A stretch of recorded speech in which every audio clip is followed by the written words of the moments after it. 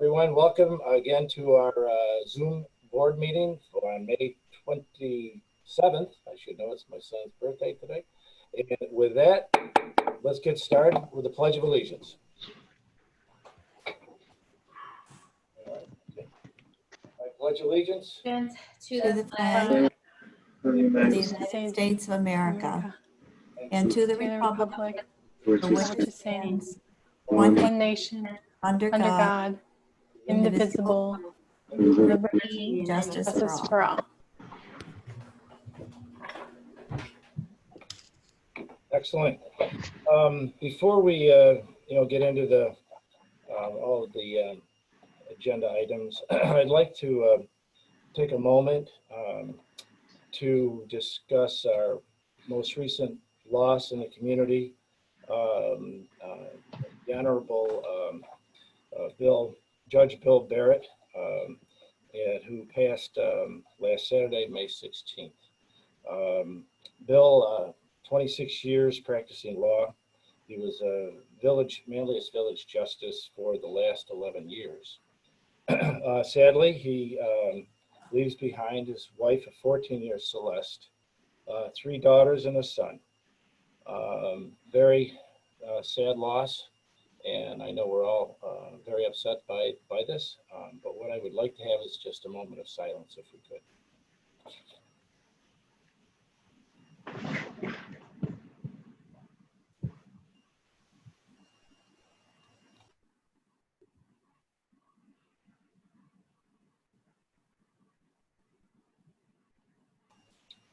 Okay, thank you.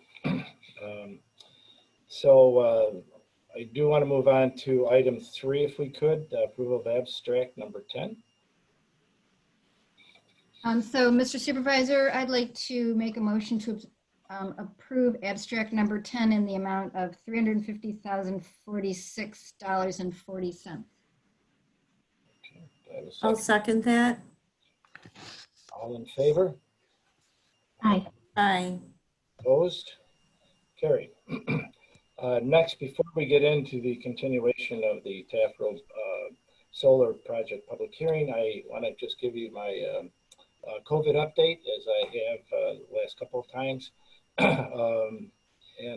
Just so everyone will know, town of Manlius, as of yesterday, we now have 70 cases, of which there are 55 recoveries. The new cases do appear to be slowing down each week from 3 to 4, and the recovery continues to increase. If you look at the numbers, our numbers position of cases as we've dropped down in that area as far as comparing to the other municipalities at 21.9 per 10,000. And our recovery is right at the very top there with top 4. Per our county executive, Ryan McMahon, today, Friday begins phase 2. He stated that there is a positive trend with senior facilities, and he feels that we've turned the corner. He hasn't received specific guidelines from the state. For example, church openings and gatherings. He said it would be a game day decision. He likes to use those analogies, and should know more by Friday. As far as town hall, we've begun a gradual phase in with our employees. I'll have Ann, our town manager, Ann Newt, just give us a quick briefing on this, Ann. Sure. On May 15th, the COVID-19 transition team had a meeting, and we went over what our goal is. We had a status update, an overview of our phases. We went through a back to work checklist. We went over some special circumstances involving, justice court, public meetings, and the recreation programs. We went over a long-term planning, business continuity planning. Let me just check my notes here, and then just went into our different phases. I'll read the goal quickly. I think it just helps everyone understand what our transition team has been doing. reboarding our workforces and creating a safe environment for both workers and the public, to strengthen and support new ways of working, as well as technologies that can support better provision of our government services. So that is our goal. We continue to work through that. Just a couple updates recently. We had plexiglass was installed at Town Hall today in some of the areas where we didn't have any barriers. I believe that same company is going to be providing some similar services at the police department where they have some open areas. And I've been working with the court clerks and trying to implement any processes for future, court sessions, which is going to be several months off, but we need to be working on that right now. So it's kind of where we stand right now. And Allison and I kind of meet day to day to go over our sort of week-to-week operations and how we can be reintroducing some of our staff to Town Hall specifically. Very good, Ann. And, once again, I want to point out how seriously our residents in the town and the villages are engaged in staying safe by wearing masks at businesses and maintaining social distancing. And I, once again, would like to commend all of you for this. With that, I would like to now, before I forget, do some introductions of attendees, including myself and the board. So I'll start with myself at the above Town of Manlius Supervisor. Oh, you're muted, Sarah. Yeah. Sarah Bollinger, Counselor. John Deere, Counselor. Elaine Denton, Counselor. Karen Green, Deputy Supervisor. Am I next? I don't know our alphabetical order. Oh, there was a sheet, but you're next. Okay, Caitlin Creasel, Town Councilor. And Heather Waters, Town Councilor. Very good. And of course, I want to introduce the rest of our town officials. I don't think Randy is here. Did I miss him? Code Enforcement Officer, Randy Capriotti. I don't see him. Chief Mike Kroll. Can you just wave? That'd be great. Highway Superintendent Rod Cushing, right in the middle. There we go. And Town Attorney Tim Ferteski. Doug Miller, Town Engineer. Ann Oot, Town Manager. And Allison Weber, our Town Clerk. And I'll just remind the presenters that if you could mute and go off video till you're ready to present, that'd be great. Of course, we're going to be moving right into the Taft Solar pretty soon, so you guys are good to stay engaged. So with that, we'll move on to item 4, which is the continuation of make sure I got the right one here. Here we go. Taft Road Solar special permit approving PDF resolution. Taft Road Solar special permit. I know that we did get the county report, and if I'm not mistaken, Allison, we haven't had any other comments on this Taft Road? We have not. I am monitoring the Facebook page, and I obviously my email has been out there, and people have been able to call the office if they like, but I have not received anything. Okay. And I just wanted to remind you that there's a little bit of lag with Facebook. So if you could open the public hearing and then do a little business of some sort, that'll give everybody time to catch up. And make sure that we can receive comments relative to the public hearing that's open. Sure. Yeah, when we get to the new public hearing to open up, you're talking about the North Burdick, right? Any of the public hearings. Okay, because the others are continuous, so I'll stall along as I can here. So, well, let's ask the board. Is there anything else that you wanted to add before we continue to hear from? I just want to comment, Ed, that the letter from the Onondaga County Planning Board referenced the wetlands. Yes. I believe the revised strategy addressed their concern. So that was just an item I thought we should clarify. Yeah. Tim, did you have anything that you wanted to speak on that part? In their application, they have said that if they are going to be within the 100 foot of the DEC wetland, that they would get a DEC permit for that, so, which would be required. But I think Sarah's correct. I think they are going to try to avoid that. And we'll work through that during the site plan approval, Tim, with the applicant. I see Drazen nodding his head, so. Correct, yes. Do you want to add anything to that, Drazen? No, just we downloaded the letter, the resolution, we read through it, and we agree with all the items that are listed on there. So correct, the new approach that we have indicated would be to stay out of the wetlands.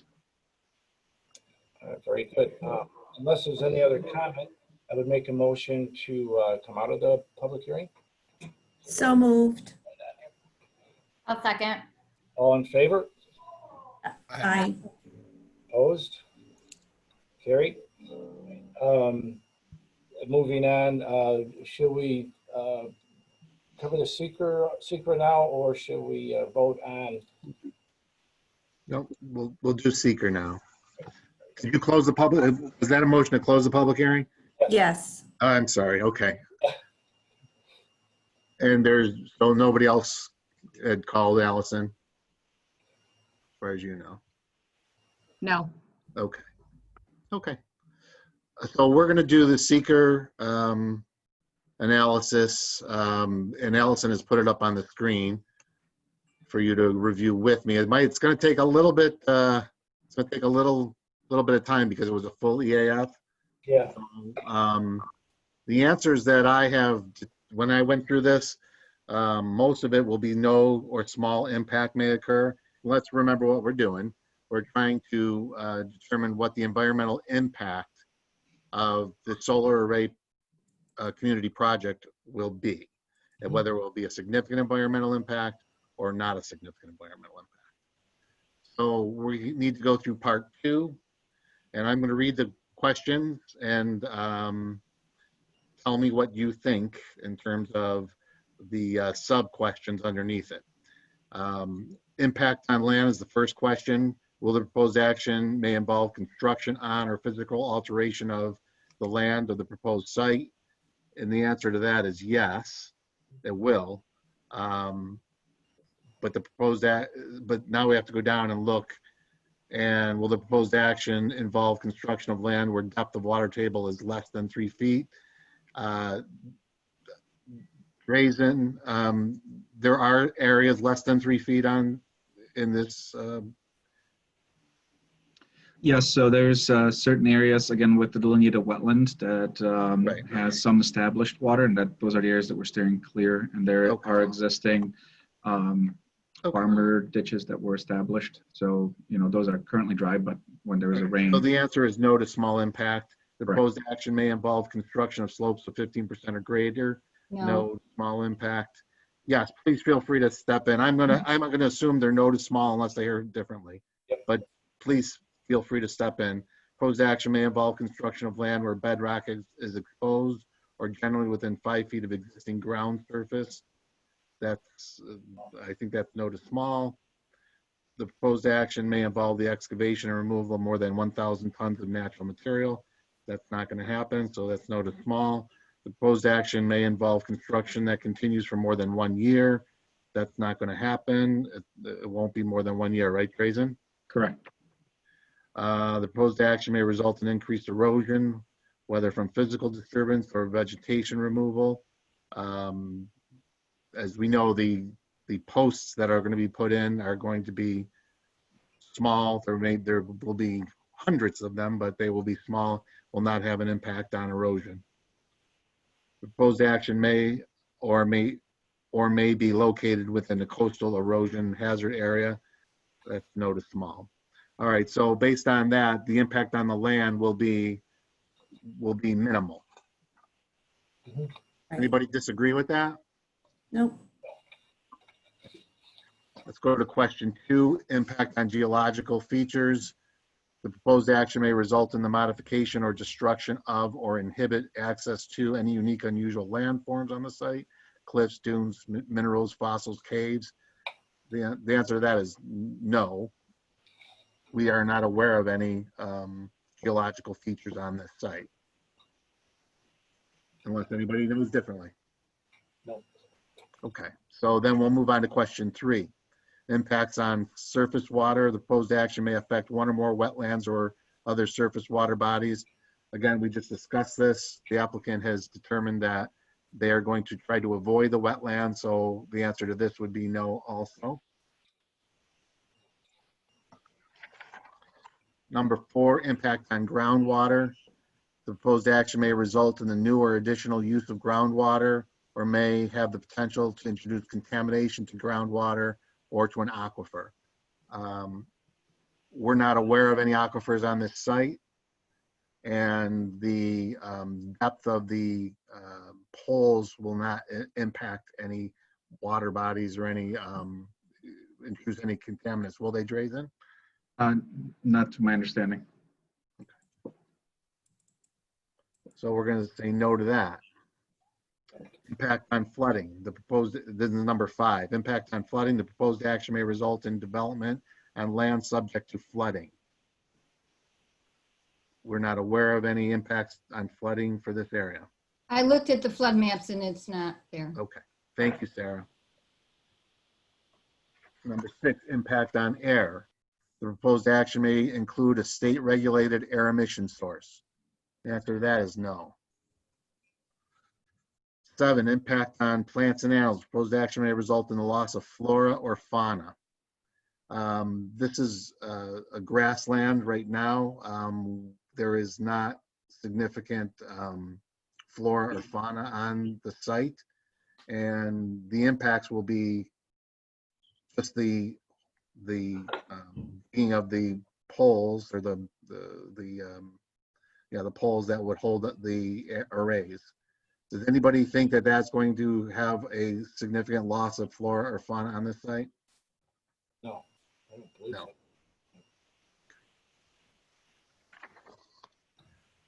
We'll go to impacts on agricultural resources. That's number 8. The proposed action may impact agricultural resources.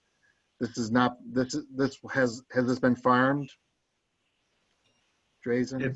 It has been farmed in the past, but we have gone through ag and markets for this application. Okay. Is any, when, do you know when the last time it was farmed was?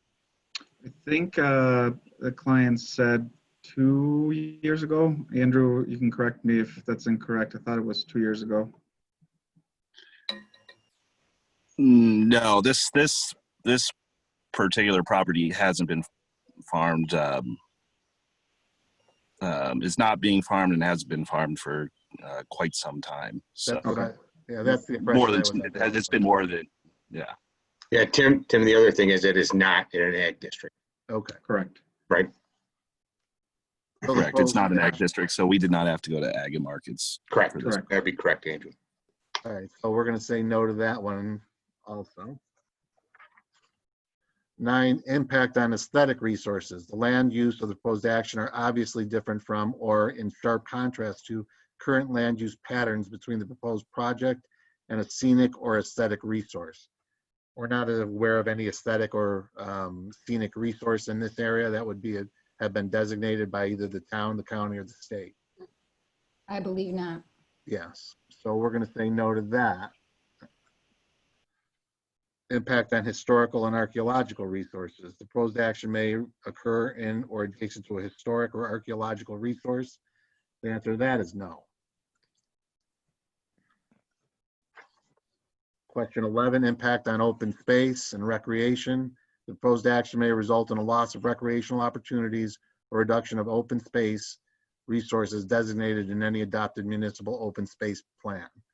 We don't have an open space plan at this point, and this has not been used for recreation as far as I know. So the answer to that is no.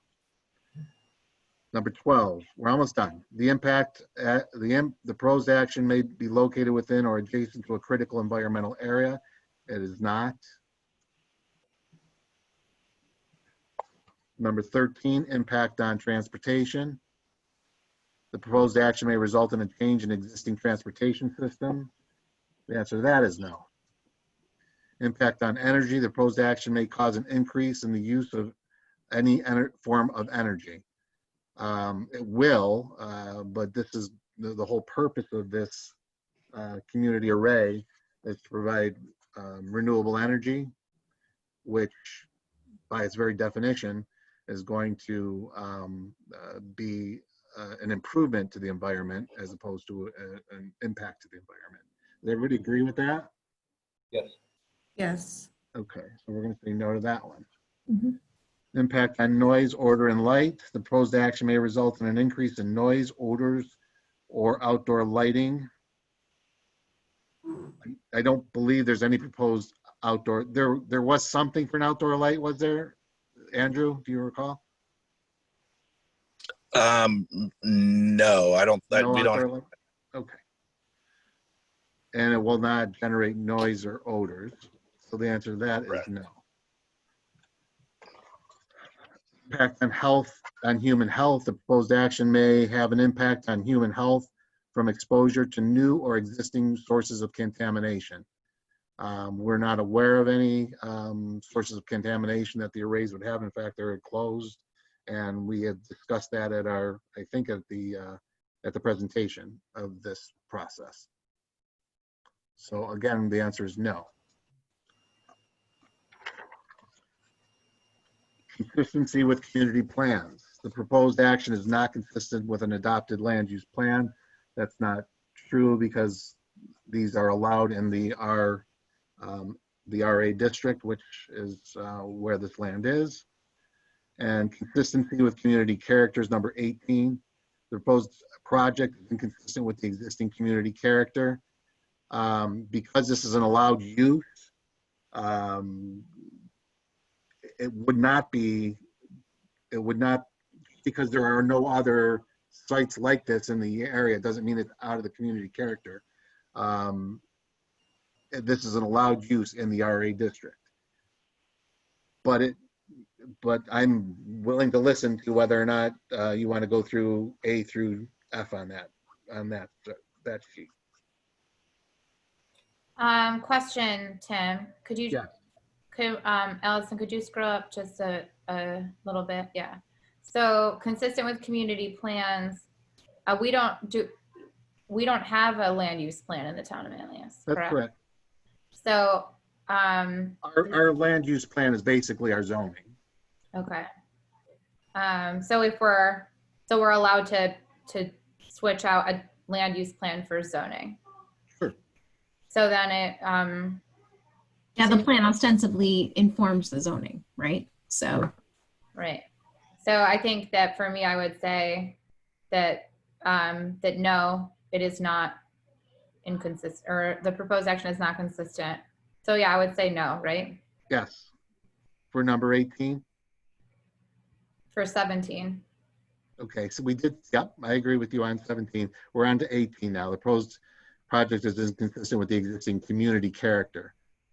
Okay, so my scrolling was behind.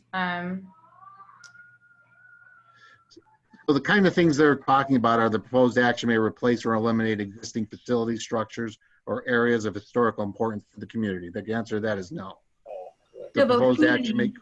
Oh, I'm sorry, Tim. The proposed action may create a demand for additional community services. The answer is no. The proposed action may displace affordable or low-income housing. The answer is no. No. The proposed action may interfere with the use of enjoyment of officially recognized or designated public resources. The answer is no. No. So the proposed action is inconsistent with the predominant architectural scale and character of the community. This is a largely rural area without any specific character, community character that identifies this area. There's no architectural scale there. Correct. So yeah, no. And then the proposed action is inconsistent with the character of the existing natural landscape. No. I guess you can argue that it is, but will the impact be large? I don't think so.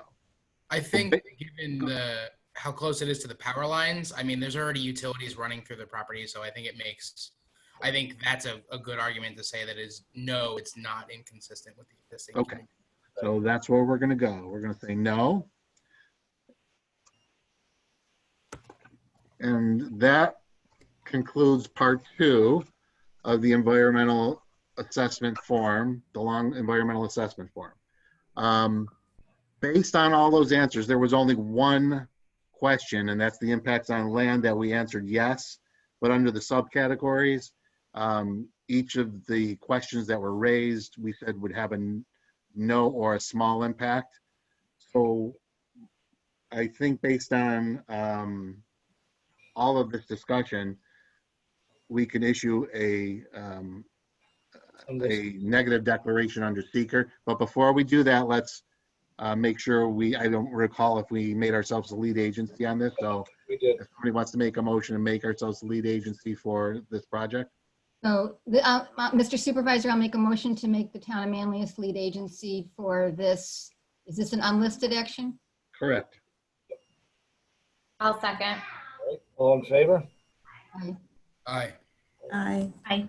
Any further discussion? Okay, approved. And then we need the negative declaration, right? Yes. Caitlin, go ahead. So now we're making the motion to pass the, No, we're making the motion to determine that this is not going to have a significant environmental impact under seeker, or in other words, we're going to issue a negative declaration. all right, so I'd like to make a motion to issue a negative declaration. Thank you. Second. All in favor? Aye. Aye. Any discussion? Okay, approved. All right, let's see. So now we'll need if we're ready to vote on the special permit. Correct. Need a motion for that. And I prepared a resolution that I think has been provided to everybody to approve the special permit for this site. So if everybody's read it and they're comfortable with it, we could just pass a resolution adopting the resolution, or pass a motion adopting the resolution. Mr. Supervisor, I'd like to make a motion to sign the resolution approving the special use permit. Thank you. Tim, was there an expiration date on that? Let me I just, think 7 years. Should be. okay. Right, and then the removal bond? Yes, there will be a removal bond will be required. Okay. I'll second it then. All in favor? Aye. Aye. Opposed? And carried. All right, very good. Congratulations, guys. Thank you very much. Thank you very much. Thank you, Thank you very gentlemen. much. Thank you. Thank you, Tim. Good work, board. This is our second or third public hearing we finished. I'm losing track. A little bit quicker than it was the last time around for the first one anyway. Now, this next one should be somewhat, it's a continuation again of the photovoltaic solar program, which Yep. Caitlin, you had given the presentation on that, I believe, at the last meeting. And Allison, there weren't any further communications on this? Nothing. Okay. So in this case, Tim, we're just, you have the local law that we need to, well, we have to come out of public hearing unless there was anyone else that had discussion, which they don't, correct? Did we Yeah, want, we we're, need to close the public hearing. Yes, we need to close the public hearing, right? If we're a little bit delayed, Allison, right? Are we ready to do that or do we need to Well, wait? yes, I can. Are we good? Okay, We're good. good? Okay. So Mr. Supervisor, I'd like to make a motion to close the public hearing regarding the local law 2020-3 to amend the solar PV law in the town of Manlius. Caitlin, 1 second. It looks like Karen is reconnecting. Just want to make sure before we Yeah, move forward. I can hear you though. I don't Great. know. Yeah, Are you good, Karen? I'm good. Okay. We'll need a second. I'll second. All in favor? Aye. Aye. Opposed? Carried. Excellent. Tim, do we just need to move into the adoption, voting on the adoption now? Yep. We're all in agreement? That's correct. For this, resolution. So who would like to do that? So before I make the motion, just to remind everyone exactly what we're voting on this evening, this amendment to the law will make one change that will help to encourage solar development in the town, and that will remove the requirement for a fence around a ground-mounted system. So that will allow it to be cheaper and easier for people that have property available and don't or are unable to put it directly on their roof. And then the second change is passing the unified solar permit, which will streamline and make more efficient the process by which solar installers and residents that are interested in going solar in the town are able to get that through the approval process. So we'll have safer, more efficient process for anyone interested in going solar in the town. So does anyone have any questions or anything before we vote? All right, I'd like to make a motion, Mr. Supervisor, regarding local law 2020-3, amending the local law related to solar photovoltaic systems, that we pass this new law. And I'll second. All in favor? Aye. Opposed?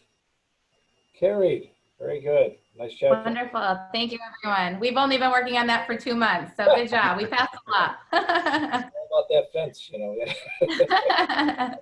Thank you, everyone. This is very exciting. This was one of the things I wanted to do when I was running for office last year. So this is really, it feels like a little bit of like a little change, but the unified solar permit is huge. So it'll really help people to go solar in our community. So that's a very big deal. Thank you all for your support on this issue.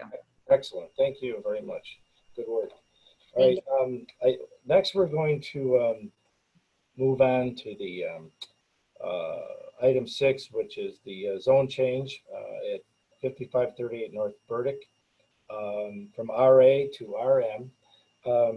Allison has suggested, of course, that what we'll do, the presenters, you know, the Scotts, I guess, and Chris, if you can unmute yourselves and, of course, bring yourselves up. What I'd like to do is, so we give the public time to weigh in, is make a motion to waive the reading of the public notice first. Allison. So, Mr. Supervisor, I would make a motion to waive the public reading. Second. All in favor? Aye. Opposed? Carried. All right, and now I'd like to open the public hearing. Need a motion for that.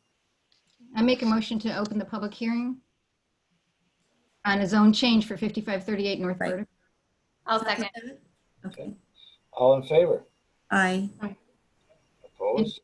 Carried. And would you like to introduce the guests? Yeah, that's what I'm going to do next. First, yeah, this is a little different. Usually we have the presenters give everything before we open the public hearing, but to give Allison time and the public to weigh in, I will ask the presenters to give their presentation while the public hearing is open. And that'd be, again, Scott Dumas is here, and Scott Freeman, and I think Chris Danaher. Yep, there you are, Chris. So if you would like to give begin by giving your presentation of the program, and then before we open to the public, I'd like to make sure that the board gets to ask questions first and engage in conversation with our presenters. Once we're done, then Allison will open it up to the public. Okay, so you are up, guys. Thank you. Thank you. Firstly, thank you for your attention again. We have no significant changes to speak of because of the desire for a zone change. I'll say, as we prepare for what we hope will be a successful site plan review process, this pandemic is causing significant gentle headaches with regards to design and planning process. What have long been standards of waiting areas, patient meeting rooms, and employee break areas, even office space, are changing as we speak. Our design teams are constantly redesigning interior spaces to meet what are really anticipated rule changes with these functions. Additionally, even the ability to commit to certain materials has been a challenge. Building designing are in question because of these material limitations. The traditional process, which usually includes endless salespeople in showrooms, is all in hiatus. But even obtaining sample materials have been a challenge. I just wanted to put that out there, let everybody know. It's something we're working on. The design process is quite fluid, but no real changes in terms of zoning. I'll now turn it over to Chris Danaher. Hello, everyone. As it was mentioned earlier, that we were before this board approximately a month ago. We were seeking the zone change for this property from RA to RM. After that meeting, we went before the planning board and presented our zone change to the planning board. That was recommended that we proceed forward before this board again for the zone change, and that's why we're here tonight, and that's a little bit of the history. As Scott mentioned, really nothing has changed from a zoning perspective, so I won't get into the full-blown presentation, but if there's questions about it from the board, I can certainly bring up the presentation. Essentially, the property is on North Burdick. It is near the retirement community, North Medical Center. The property is pretty much surrounded by RA, except immediately on its east. Next to the property near the road is RM. That's the Fietta property with the ponds. Lower down away from the road near the ponds is RA and R1, but essentially next to our property is RM, and what we're seeking is an RA to RM. And again, across the street is the retirement community. The parcel is approximately 4.24 acres of land. It currently has a single family residence on it. The property backs up to the Erie Canal. It's our intention to demolish the existing building on the property, and understanding that we have to go through site plan review with regard to what we're proposing for the development. As part of the application, we did provide preliminary site plans, and we plan again on securing site plan approval if we're able to proceed forward, which we hope we are. But if you need more detailed site plan outlines, Scott Freeman's here tonight to provide that. So if Scott, if you want to get into, or the board would like site plan presentation, Scott can do that again, understanding that we are going to get into further site plan review as we proceed down the road for the development of this site. I do have one quick question. Sure. Just to open it up a little bit, we did get the county report back from the Onondaga County Planning Board. And one of the things that I read in here, and I know this is typical, but again, it's one of those things I'm not familiar with. And of course, they were talking about the impact on the bat species, the brown bat. There was an advisory note here about a request to a project screening should be submitted. Can you explain what that is, or anyone, Tim? Is anyone familiar with that? Okay. That was a recommendation, I think, Ed, from the Onondaga County. Right. Yes, it was from. Yeah, I think what they were Yeah. talking about, Ed, was, just from a perspective of the road, putting some screening up, and Scott Freeman had spoken about that to the planning board, and I believe to this board also, where he showed some curb appeal with some plantings, and I think, Scott, you had some maple trees and some other things that led to the curb appeal. And then we also discussed at the planning board, Scott Dumas and Scott Freeman, the desire of the new applicants to take advantage of the backdrop behind the building with the Erie Canal and the aspects of bringing that into their whole practice. So I think what we talked about at the planning board was very consistent with what we got back from county planning. And I think, the applicants here could speak to that too, Chris or Scott.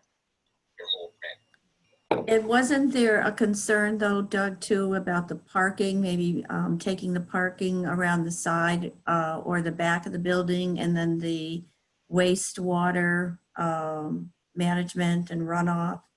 There was a comment in there that said, if possible, it should be taken under consideration to bank parking. And we've done that on past projects where we allow for the parking on the site within the regulations, but we may not build that out immediately.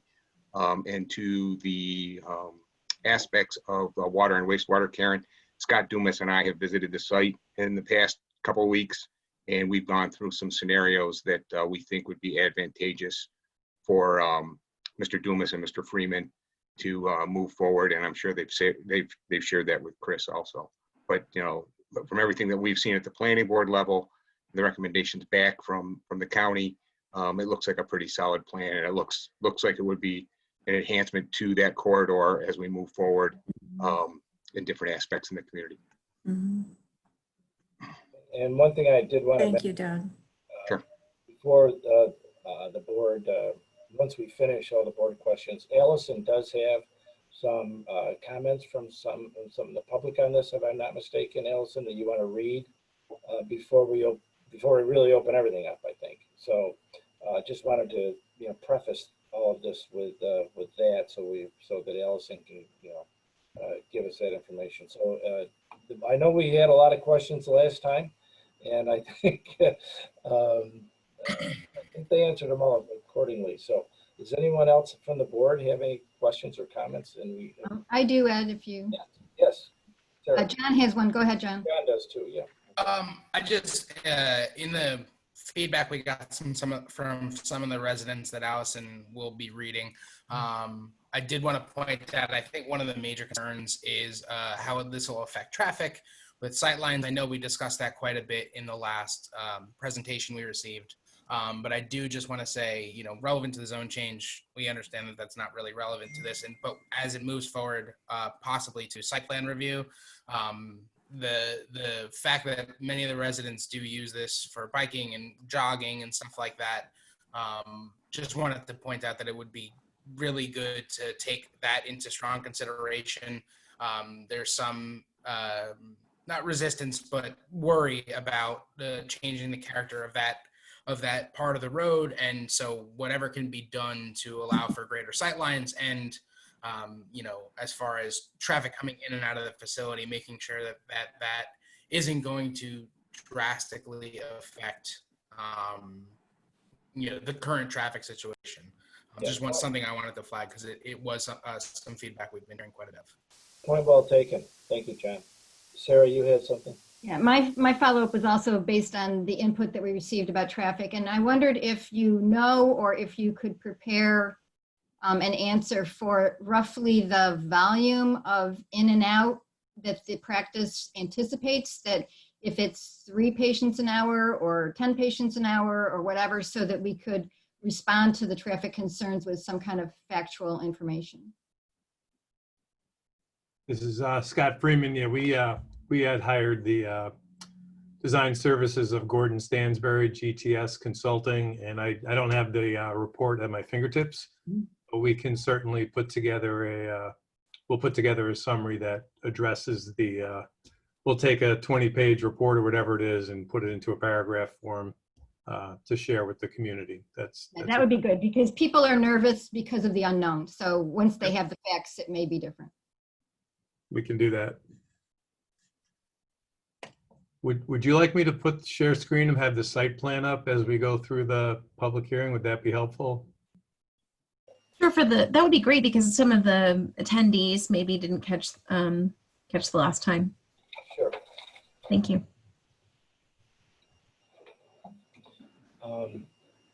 Any other questions, comments? Because I think what we'll do is when Allison reads off some of the emails that we received in correspondence, I would just ask that the presenters that you respond accordingly, and then of course we'll see if we have any other Facebook questions as well, and Allison will inform us of all that. So with that, Allison, do you want to read off some of that? Sure. On May 20th, I received a letter from Marcia Phillip. She lives on Parkington Circle and has lived in Erie Village for over 30 years. She, being a lover of nature, walking, hiking, and wildlife, Erie Village was a perfect place for me to live. Over the years, the surroundings have become less and less of a wild natural habitat.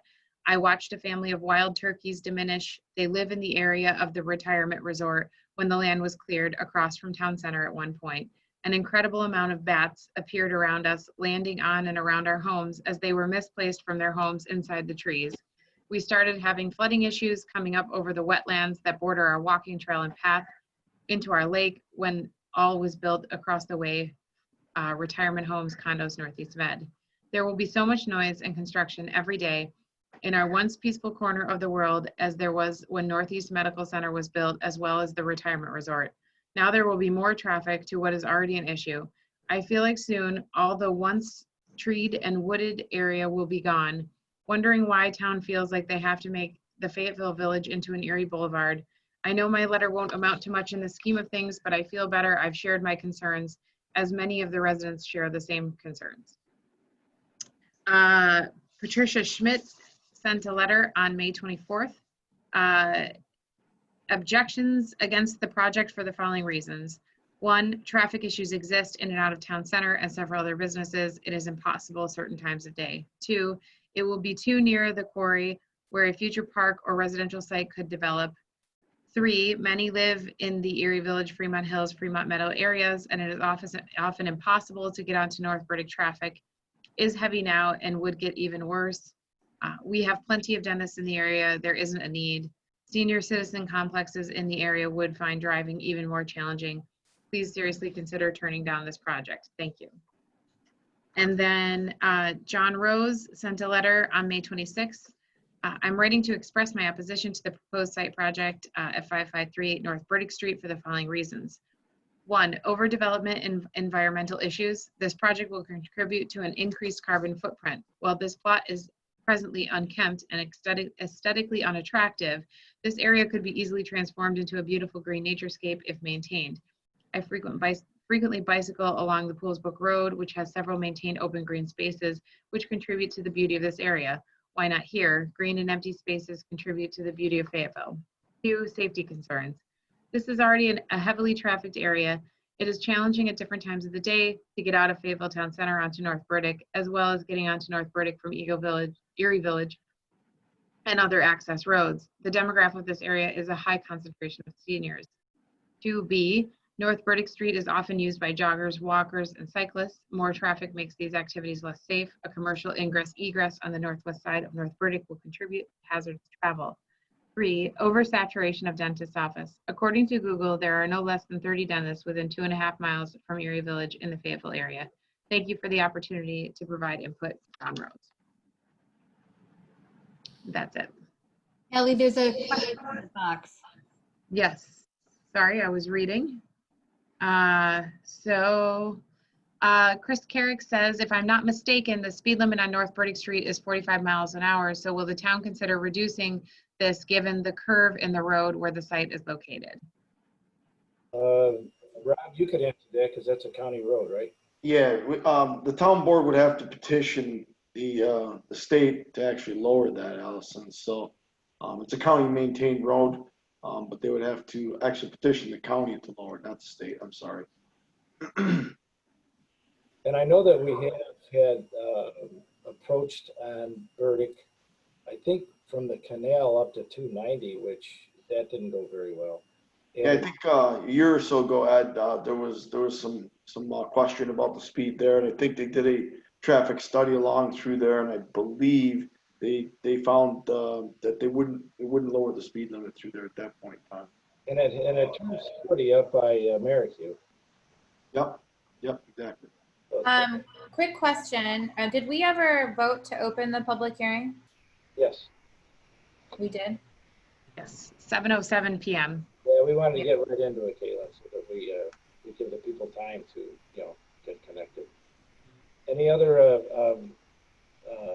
questions from anyone? Yeah, so on the question of the speed limit, Rob, correct me if I'm wrong, but I believe we lowered the speed limit on Bowman Road and then the county made us put it back up. Actually, I think it was never officially posted properly, Sarah. I think it was back in the late 70s, early 80s. It was just posted at 30 miles an hour, but not by the state DOT. I think it was just done randomly. Because that road was only, it used to go to the landfill only at one point, and then they dragged it all the way through to Route 290. So I don't believe that it was ever done through the state METCD standards. So there was some question about it, and I believe it was petitioned. So the state went back and they did a study upon that road, and that's why the actual speed limit went up on that road, actually. And didn't Scott or Chris, remember we were concerned with the amount of traffic there. I know that was one of our first conversations we had. One of you addressed that. I can't remember who. Could you address that a little again? Scott Dumas, do we have a copy of the completed traffic report from Gordon? Oops, unmute. From GTS, we do. Yes. Okay. Yeah, I don't have it at my fingertips, but the traffic I can summarize the findings of that report. Basically, it said, well, we started with the driveway, the proposed driveway and the site distance, and the county wanted to see this plan, the proposed driveway on a site survey. That was step one. They reviewed it preliminarily, and then Gordon Stansberry took that same site survey with the site distances on it. When he went out in the field and he measured site distance during the middle of the day during some heavily trafficked times. And then he documented that in a report, and that was something he did in addition to the traffic study. And when we submitted the traffic study and the site plan on the survey, the county said that the location that we had chosen for the driveway was located in a position where you would have adequate and safe distance turning in and out, because there are two lights on either, when you make left or right out of the driveway, and there are adequate gaps to get into those lanes of traffic according to the study. But as pointed out earlier by a board member, that study is pretty involved, but there is a summary section that we'll put together and share that with the board, so we can share that with the community. Yep. Anyone else want to address any of the other questions and concerns from the email? Yeah, I had a question, Scott or Chris. How long do you anticipate construction if this project goes forward to take place? I think Scott Dumas can answer that because he's under contract to build this in a pretty aggressive timeline or he loses his practice. We are, thanks, Scott. Thanks for the pressure, Scott. We're looking to get site and the building up before snow falls. We'd be doing interior finishes through the winter. They would be opening roughly May of next year. All right, so construction about 6 months then. I'm thinking about exterior. Yes, exactly. Construction trucks. Exactly. And one of our goals with the design, and this has been a big push of the owners, is to minimize how much, as they say, we impact the site. It's got a really cool slope down towards the canal. They'd like to be able to utilize that and keep as much of that as they can without retaining walls. So they're pretty big on that, but we do have a tight window. Safe to say 6 months, yes. Just to piggyback on what Scott was saying, one of the first things to be constructed would be the detention basin, because it's of significant importance to protect the canal. So on day one, once we got through the site planning process, we would put the silt fence up at the lower portion of the site and then get into the storm detention basin. And the good thing about that is we could, being that would happen in the summer to late fall, we can get that seeded and then work to the building through the winter. Hi there. So I was listening to I had read the letters that people sent in and then heard them again when Allison read them out. And I guess I'm categorizing the neighbor response as worries about traffic and safety on the road and sort of how it impacts both pedestrians and cyclists and people in cars. Limiting our green space in the community, although this is of course private property. And then thirdly, also just looking at the market for these kinds of offices and wondering, why we have so many dentists, I guess they were saying. I remember from our last conversation, and I don't know if folks heard this, we talked about the fact that in terms of impact, this kind of development being considered of the lightscape, dark sky, I'm not sure of the provision, what it's called again, but dark sky provision, so that the light isn't. Yes, dark sky compliant lighting. Right. Thank you. It's, if you don't mind me jumping in there, we have a design team, IPD engineers, and they just put together they call it a lighting photometrics plan. And the design intent is to illuminate the parking lot. And they located two four-headed light fixtures within the parking lot. And there's a numeric plan called a photometrics plan. And that photometrics plan shows the light dissipates before it hits the property lines in the front. And there'd be some minimal wall pack lighting on the building, but we're just getting ready to pull our package together for the planning board to review. So right now we have this one color site plan, but what's going to be submitted tomorrow is the full drainage calculation study for the sizing of the basin. It'll have a full lighting photometrics plan.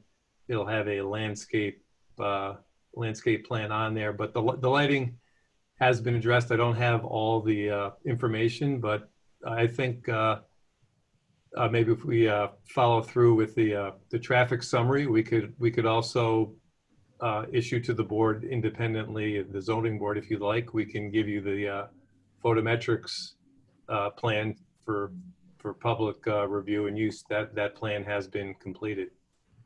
Thank you, Scott. I have a question for Doug. Doug, related to the question or the comments and the observations that the Erie Village resident was making about the turkeys, the bats, the flooding, are you aware of impact on the Erie Village site at all from can you speak anecdotally or with any data that we have on what the impact of the Northeast Medical Center, or the medical center, and the town center and the resort living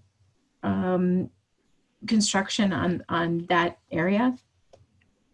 So some of the comments are the first time I've heard those comments, the turkeys, the bats, et cetera. I'm pretty familiar with what we did with the resort lifestyle, and that was compliant with the whole seeker process and everything that goes with it. As far as flooding in Erie Village, I'm not aware of that, and it wouldn't appear that activities in this area would impact the Erie Village area.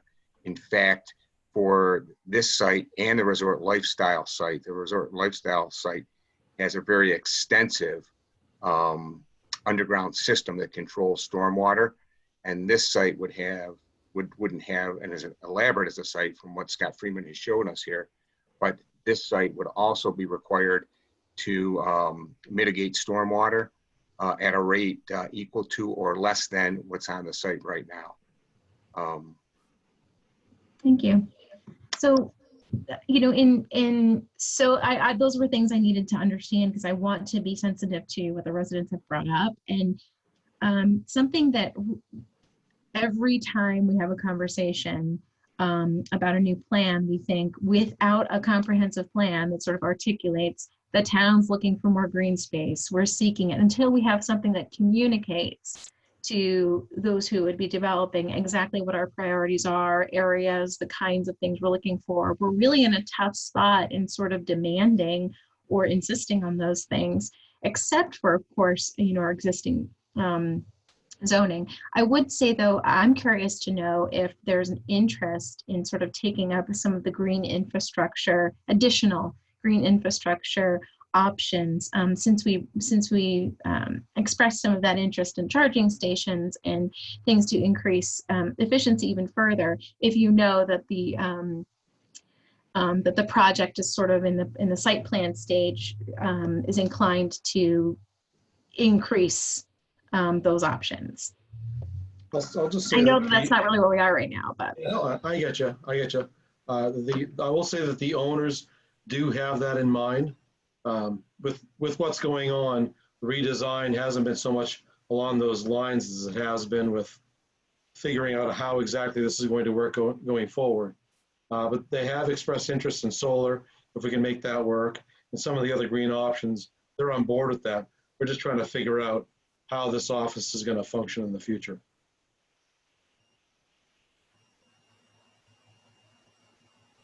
Thanks very much. And let's not forget, you know, we're looking at, does this fit the zone change? You know, does this particular, not so much what it is, because that's, again, the owners, if they think dentists are needed, that's up to them. That's really not our choice there. And you're right, Heather, this, once it gets back to the planning board, then all those things are taken into consideration. What we need to know is this going to meet the residential mixed zone, you know, where we don't want it to look like Erie Boulevard, as the one person said. So we want it to look like it fits the residential area, but yet it's a business that's, you know, productive and you know, in the town. And to address, you know, Marcia's concerns, we actually did talk about that. I think, Scott, you mentioned how there's that space behind that goes up to the canal that's not going to be touched. There's a lot. I mean, look at that. I mean, there's a lot of green on this, you know, and it's good to see. So I think what, you know, and again, we're extending this, of course. We're not closing this tonight because we want people to have more time to get back to us. But again, I think that we need to remember that this is a zone change that we're looking at for that area. And so, yeah. Ed, just to comment on that, just specifically to within a residential mixed use zone, medical offices like this are expressly permitted. So it is an appropriate use of that zone. That's true. And in our previous presentation, they talked a little bit about design elements, which again will go to the site plan, where there's sort of more of a residential look to the building. So I think the point of, is this appropriate for RM? I think the answer is clearly yes. Right. Thank you, Sarah. I do just want to point out we had some questions on Facebook regarding this. One of them from Sandy Shep. Is this the same property that was denied 9 or 10 years ago for residential apartments? Does anybody know about that? Tim, would you know? I don't remember this.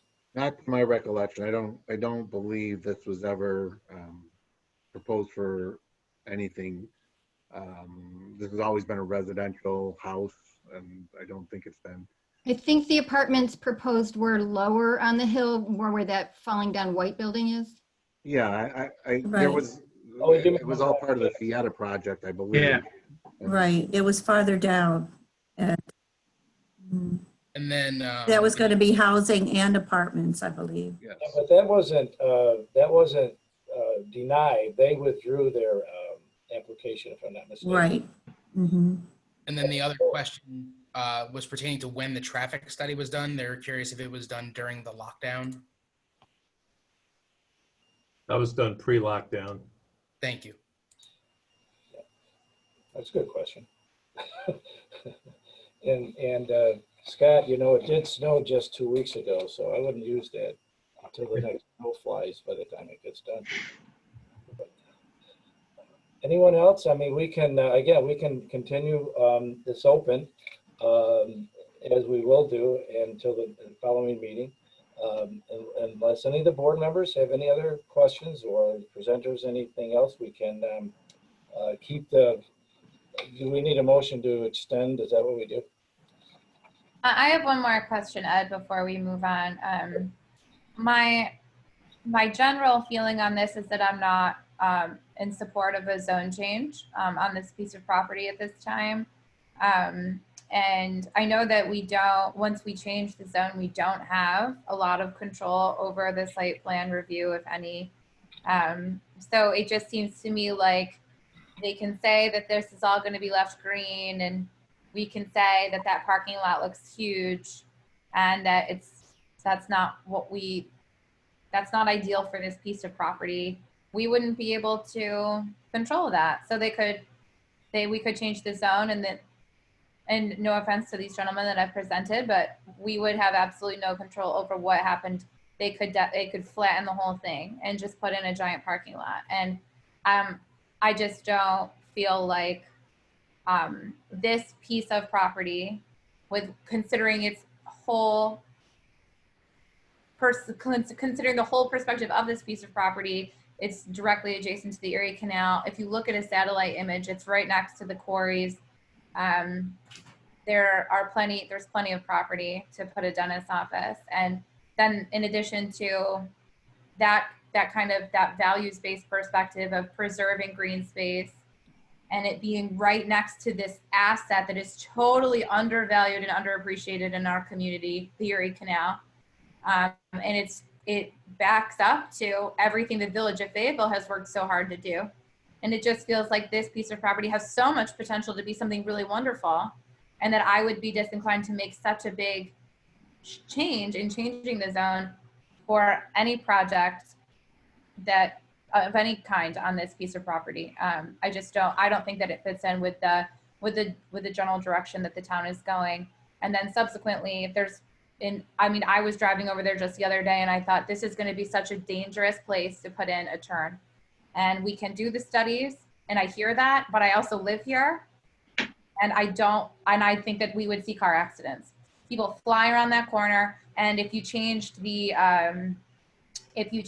speed limit, that wouldn't slow people down. The speed limit is not what changes people's behavior when they're driving. You need a road diet, you need more dense development, and that none of that would be influenced by this project. So that's my general take on it at this time. But I just wanted to share that with everybody before we. Of course, controlling what goes in there is done with the planning board and what meets RM. So that whatever, if they change their mind, they'd only be able to build what is required in an RM zone. You know? Right, but once we change the zone, and correct me if I'm wrong, then our ability and the planning board's ability to drive the details of the project, as long as it fits the zone, is somewhat limited. Like, we can't say you got to keep that tree, but you can lose that tree. Like, we're not going to go do that, obviously. So if we're concerned about preserving the environmental integrity of this piece of property, changing the zone is a surefire way to undermine our ability to do that. And I'm looking at revenue too. So we have to look at what helps us, survive as a town and a community. And this would be a major positive impact in that area. I get the environmental aspects, and I think that the planning board, I think the presenters have certainly addressed all those. And we would make sure that they follow them according to, all the environmental requirements that are needed. But, that's fine. We need to have more input. I'm sure that's why we're not closing anything today. Yeah. And we'll continue this on. Anybody else want to? This is Chris Danaher. I just think it's important to understand that I think this area is transitioned. I think that an RA zone here, I don't think you're going to see single family homes that are going to preserve complete green space. That area has transitioned somewhat. And the purpose of RM is to have that transition from residential to commercial, which is further down south on North Burdick, and to soften and make that transition smooth. And so this RM district would serve that purpose. And then as to the site plan, I don't disagree that you change a zone, but we've already come very far in site plan presentation and a zone change to show you how committed we are to the development of this site, the way we're trying to develop it, and hopefully with the planning board, if we get there, that we can do that addresses all the concerns of the town. Okay, thanks, Chris. All right. Any other comments from the public anywhere? Facebook, I don't see anything on our screen here. So I think we can move on to. So I'll make a motion to continue the public hearing to June 27th. Is that the correct date? I think it'd be June 10th, wouldn't it? June 10th. June 10th is the next meeting. June 10th is the next meeting, your anniversary. That's right. I should remember. Okay, so I move to extend the public hearing to June 10th, and we will accept comments until then. And I'll second that, Sarah. All in favor? Aye. Aye. Opposed? Carried. All right, very good.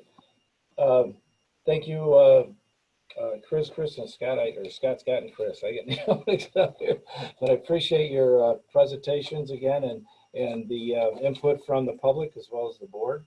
And we can now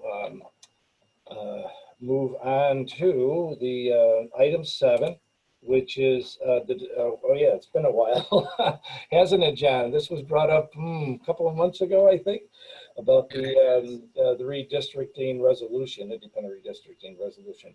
How about if you give us an update and bring us up to speed on the whole thing? Yeah, so as with everything, there's been challenges with the pandemic, but the local law amending the county charter is on the agenda for the next legislative session. I know I've been looking at a lot of letters to the editor in support of fair and independent citizen-led districting.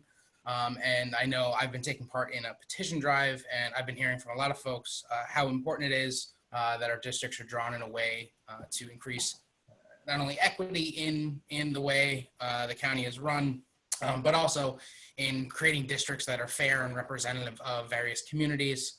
And again, just to reiterate this, we had Dustin Zarni, our Board of Elections, one of our Board of Elections commissioners, come and give us quite a bit of background on this. But the goal here is to move towards a method of redistricting that currently it is comprised of 2 political positions, both of our Board of Election commissioners. It is representatives from the majority and minority parties in the county legislature, a representative of the county executive.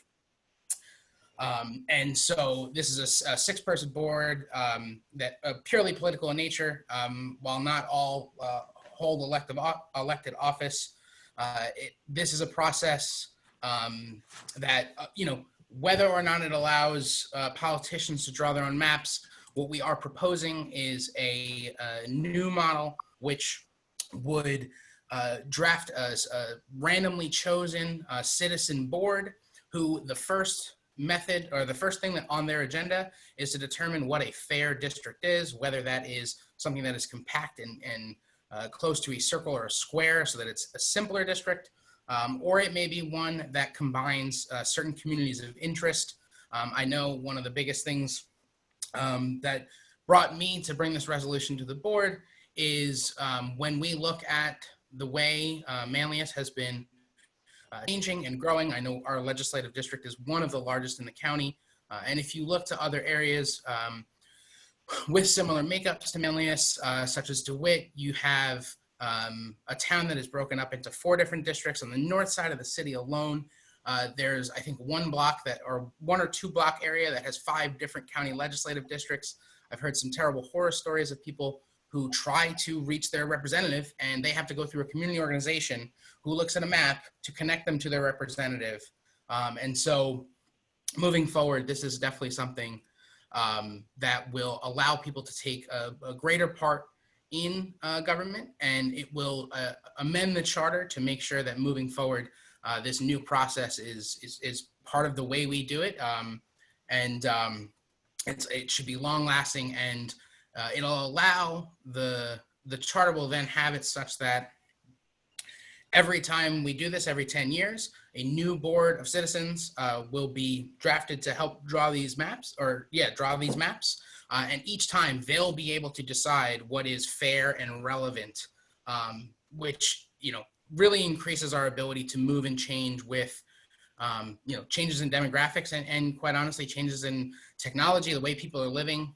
And I just think moving forward, this is a really evergreen way to make sure that our maps are fair and drawn by the citizens. John, let me ask you real quick, because I know we were trying to reach out to Kevin Holmquist and Dave Knapp and Tim. I think you talked to him as well. In fact, this is how far back we go, because when I first reached out to him, no one had brought this to his attention, as you recall. And I think Chris Ryan was going to, and I think their legislative session isn't until June sometime, right? If I'm mistaken. I mean, this, his concern at that time, of course, was they were dealing with the health and safety issues of the COVID and of course their financial concerns such as the $50 million revenue shortfall that they're dealing with because of the sales tax and so on. So since then, it will be presented at the county legislature session. Yes, it is. Give me 1 second. I have it here. It is on the agenda for the meeting on Tuesday, June 2nd. So this resolution, I gotta look for it.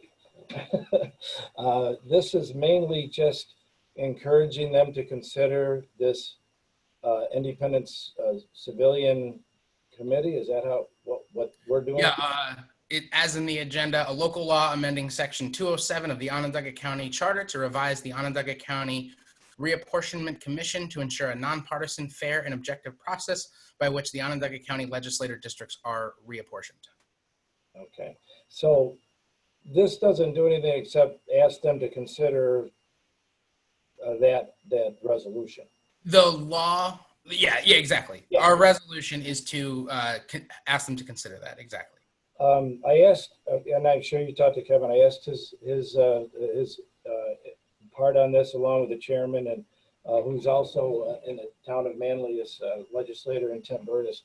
And I think he shared this with you. He felt that the current redistricting plan has been fair. That the one that we're looking at tonight is an unproven program, and he feels that they would follow the same independent plan that the governor uses for the state, which is what we use currently in the county. So, I mean, I personally, I sort of put my faith in the county legislators as far as a proven redistricting plan that they have. But that's, again, I'm just sharing my thoughts and discussions with Kevin. So. Absolutely. And I think I don't know exactly which model this uses, but in places where this has been enacted, voter participation has been increased by as much as maybe 50% in some places.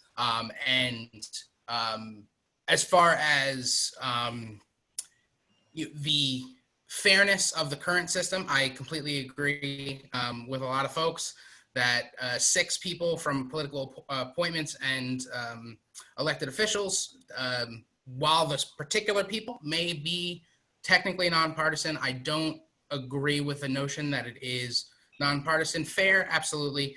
I'm not trying to say that the 6 people that are going to be drawing these maps are doing anything untoward. However, I know something that I've heard is if it's not broke, don't fix it. And I disagree with that sentiment. I think if you have a better way to do something, you should absolutely try to do it in a better way, especially one that engages more of the citizenry and gives people more of a voice in their government. Okay. Yes, Elaine, you're muted. Hi. So I just wanted to add too, because I live in there's only 3 areas in Manlius for county representatives, and I live in one of the neighborhoods that have a different county ledge representative. So I don't know if you can see this, but this is my district. So I'm in with Pompey, Lafayette, Fabius, which includes portions of DeWitt, Syracuse, and Manly, and just like that tiny bit of Manlius. And I just, I don't feel representative because I feel like I'm kind of out of the town. I don't know if a citizen-led independent redistricting would fix that, but I feel like we definitely need, like, it shouldn't be partisan. It shouldn't be, the people who are elected shouldn't pick the districts. And I also want to add too that the city of Syracuse did have this on their ballot last year, and the voters did approve it by 76%. So that's not surprising, but I believe it's the election department, that actually ends up forming that, where that one little piece gets the part of Manlius there, just like I was asking, why is it, Tim Burtis is on one side of Fay Lane and Manoa, and Kevin's on the other side.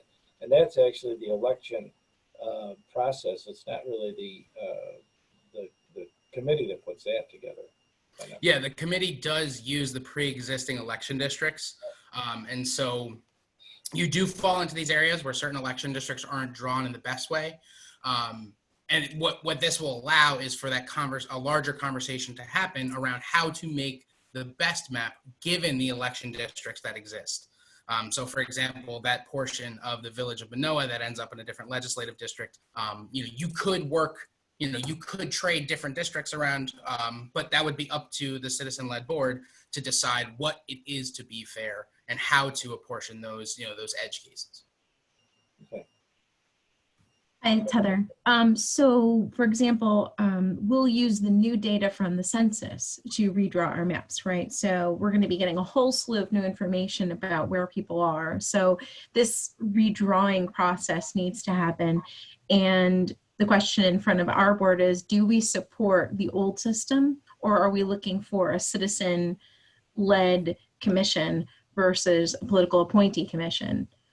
If that's the case, then I believe it's the citizen-led commission is one of the strongest opportunities we have to remind people that the power for deciding, deciding what our revenue supports, it's in their hands. It's one of the first steps we can take to remind people. I mean, having just gone through watching the grievance process through assessments, we have such a low level of understanding about what we have control over. And I'd like to be able to say to my neighbors, we supported a move to make sure that this wasn't a political process. Then we look at how we actually are laid out and how we're organized. It wasn't about who's controlling the county ledge, who had the greater voice. And I would say that regardless of who is in power of the county ledge.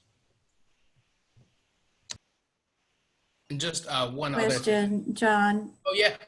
I don't understand why this would be a resolution instead of a memorandum to the legislature. I have concerns with it, certainly, because I think it takes offense to the way it's done now and the Onondaga County Charter,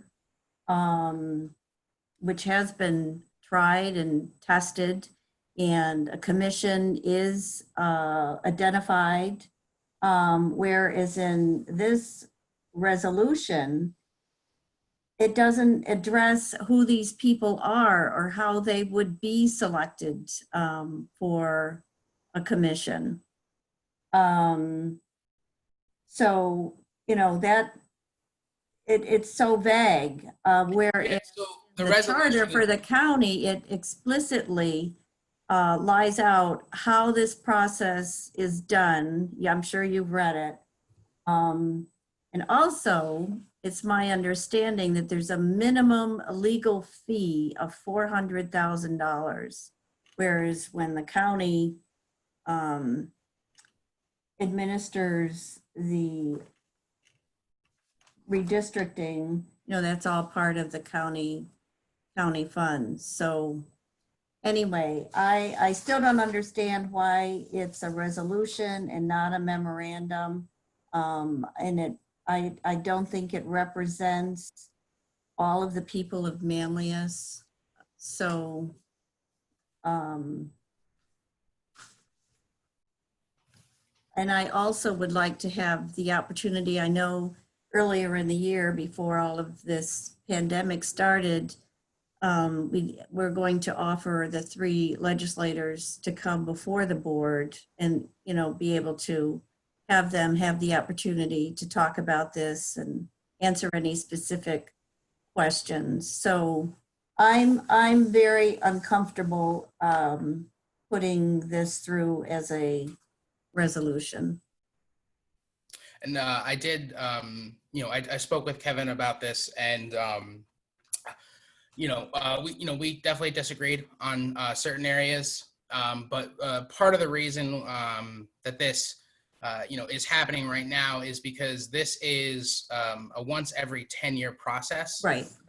And so I understand that there are important things to be done, but it is my opinion, and I believe the opinion of many people, that when it comes to how our government is comprised, and possibly making that something that is more fair and equitable, it would be a shame to let 10 years of possible progress, or better districts, or more fair governments, or however you'd like to say it, to pass by because of the current circumstances. I know we've been able to get quite a few other things done that may not be the most important thing, during the pandemic.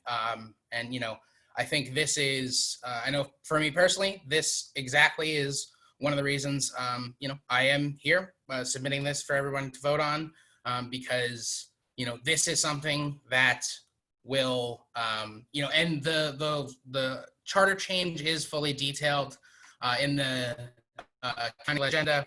And I will say that 15 of our 17 legislators in the county did sign a pledge supporting fair redistricting. And what I will say is there would have been no reason to urge the legislators to sign a pledge and pledge something in an election year, if the goal was to keep the process exactly as it is, exactly the same.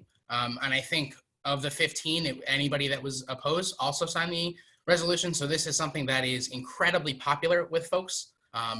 Almost every single vote cast for a county legislative candidate in 2019 was for a candidate who was in support of fair redistricting, who signed that pledge, who was given that pledge and signed it and submitted it. So I completely understand concerns or any disagreements, but I do think this is something that is incredibly important. I know DeWitt has passed this resolution. I know the city is strongly in favor of independent redistricting. And so that's why I have brought this resolution. Well, and I like the fact that in the county redistricting program, they have the opportunity for a public hearing after these districts are appointed, and then they can get the input from the public with those. So whereas in the resolution, there's no such material in regard to how the results would be presented to the public. So the charter change would still have the requirement for public hearings. And one of the things here is when you have a board comprised of 14 citizens, as opposed to 6 people that are, ingrained in the political process, you'll be bringing in hopefully professors and engineers and scientists and teachers and all these other things. And I would hope that with a board comprised of 14 people who are outside of the political process, public hearings conducted by those folks should be bringing in so many more people who maybe don't know who their legislator is or don't know that there is a county legislator. As we see, compositions of boards change and different networks are coming in and becoming more politically involved. This would really open up the process and bring even more people in, especially if it's a prominent professor who's there, or, whoever it may be, who could tap different networks and get people really interested. And as someone who had, very in-depth involvement with helping people across the county understand who their legislator is, I talked to no fewer than 100 or more people who said they didn't know who their legislator was. They didn't know there was a county legislator. And when shown the map, just flabbergasted with the way the north side looks, with the way DeWitt looks, with even the way Camillus looks. And, to Elaine's credit, where her district is, how that line is drawn, this is something that when you explain to somebody in Tully that they have the same legislator as someone who is on the east side of the city and on the south side of Manlius, even that doesn't make sense to them. And so, this resolution is in support of the amendment that 15 of the 7 legislators, while they didn't pledge to support that particular amendment, they pledged to support fair redistricting. And I would not ask anyone to sign a pledge in an election year to support the status quo. So that would be my argument. So if there's any other questions, I'd be happy. That's good. So, and to be clear, our county legislator, Kevin Holmquist, did sign that pledge. Did sign the pledge. But when asked about this particular concept of a citizen-led fair redistricting proposal, demurred. When I had the conversation with him, he had not seen the legislation yet. Okay. I think that there's a couple of things for me that strike me as important about this, and I'm not nearly as much of an expert as John and Elaine are on this issue. But This is John Solar, if you will. Yeah, I'm Solar Kate. John is fair redistricting John. Doesn't roll off the tongue quite as well, but it's just as important. But I think that even pretty recently, I had someone ask me who my representative was, and I was talking to them about who their representative was, and we pulled up the map, and I just couldn't believe I saw like the state senate, and I'm looking at the districts around the state, and they just, I wouldn't want people that are diehard Democrats drawing these lines and favoring districts that would not give my Republican counterparts a fair shot at representing their community, just as much as I wouldn't want it to go the other way. And so when I see maps that look like that, they were drawn for the sole purpose of making it so that certain people of certain political parties could win elections more easily. And then we're in charge. If I can interrupt you for a second. Please, John. To be fair, when the maps were drawn, many of the districts had, to be quite honest, Democratic enrollment advantages. And so this is actually, it's being supported by Chris Ryan.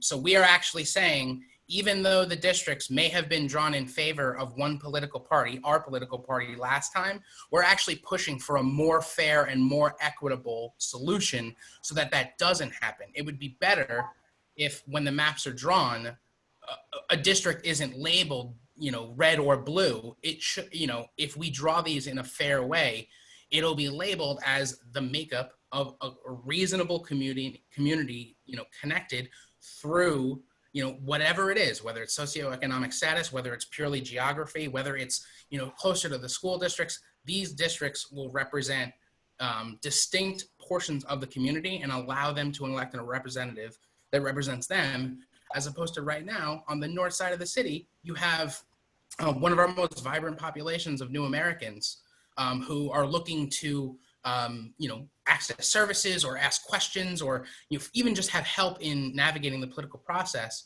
who have 5 representatives. And what I can tell you is when the north side has a spaghetti dinner, I don't think you're regularly getting all 5 of those representatives there to listen to the issues and really hear them.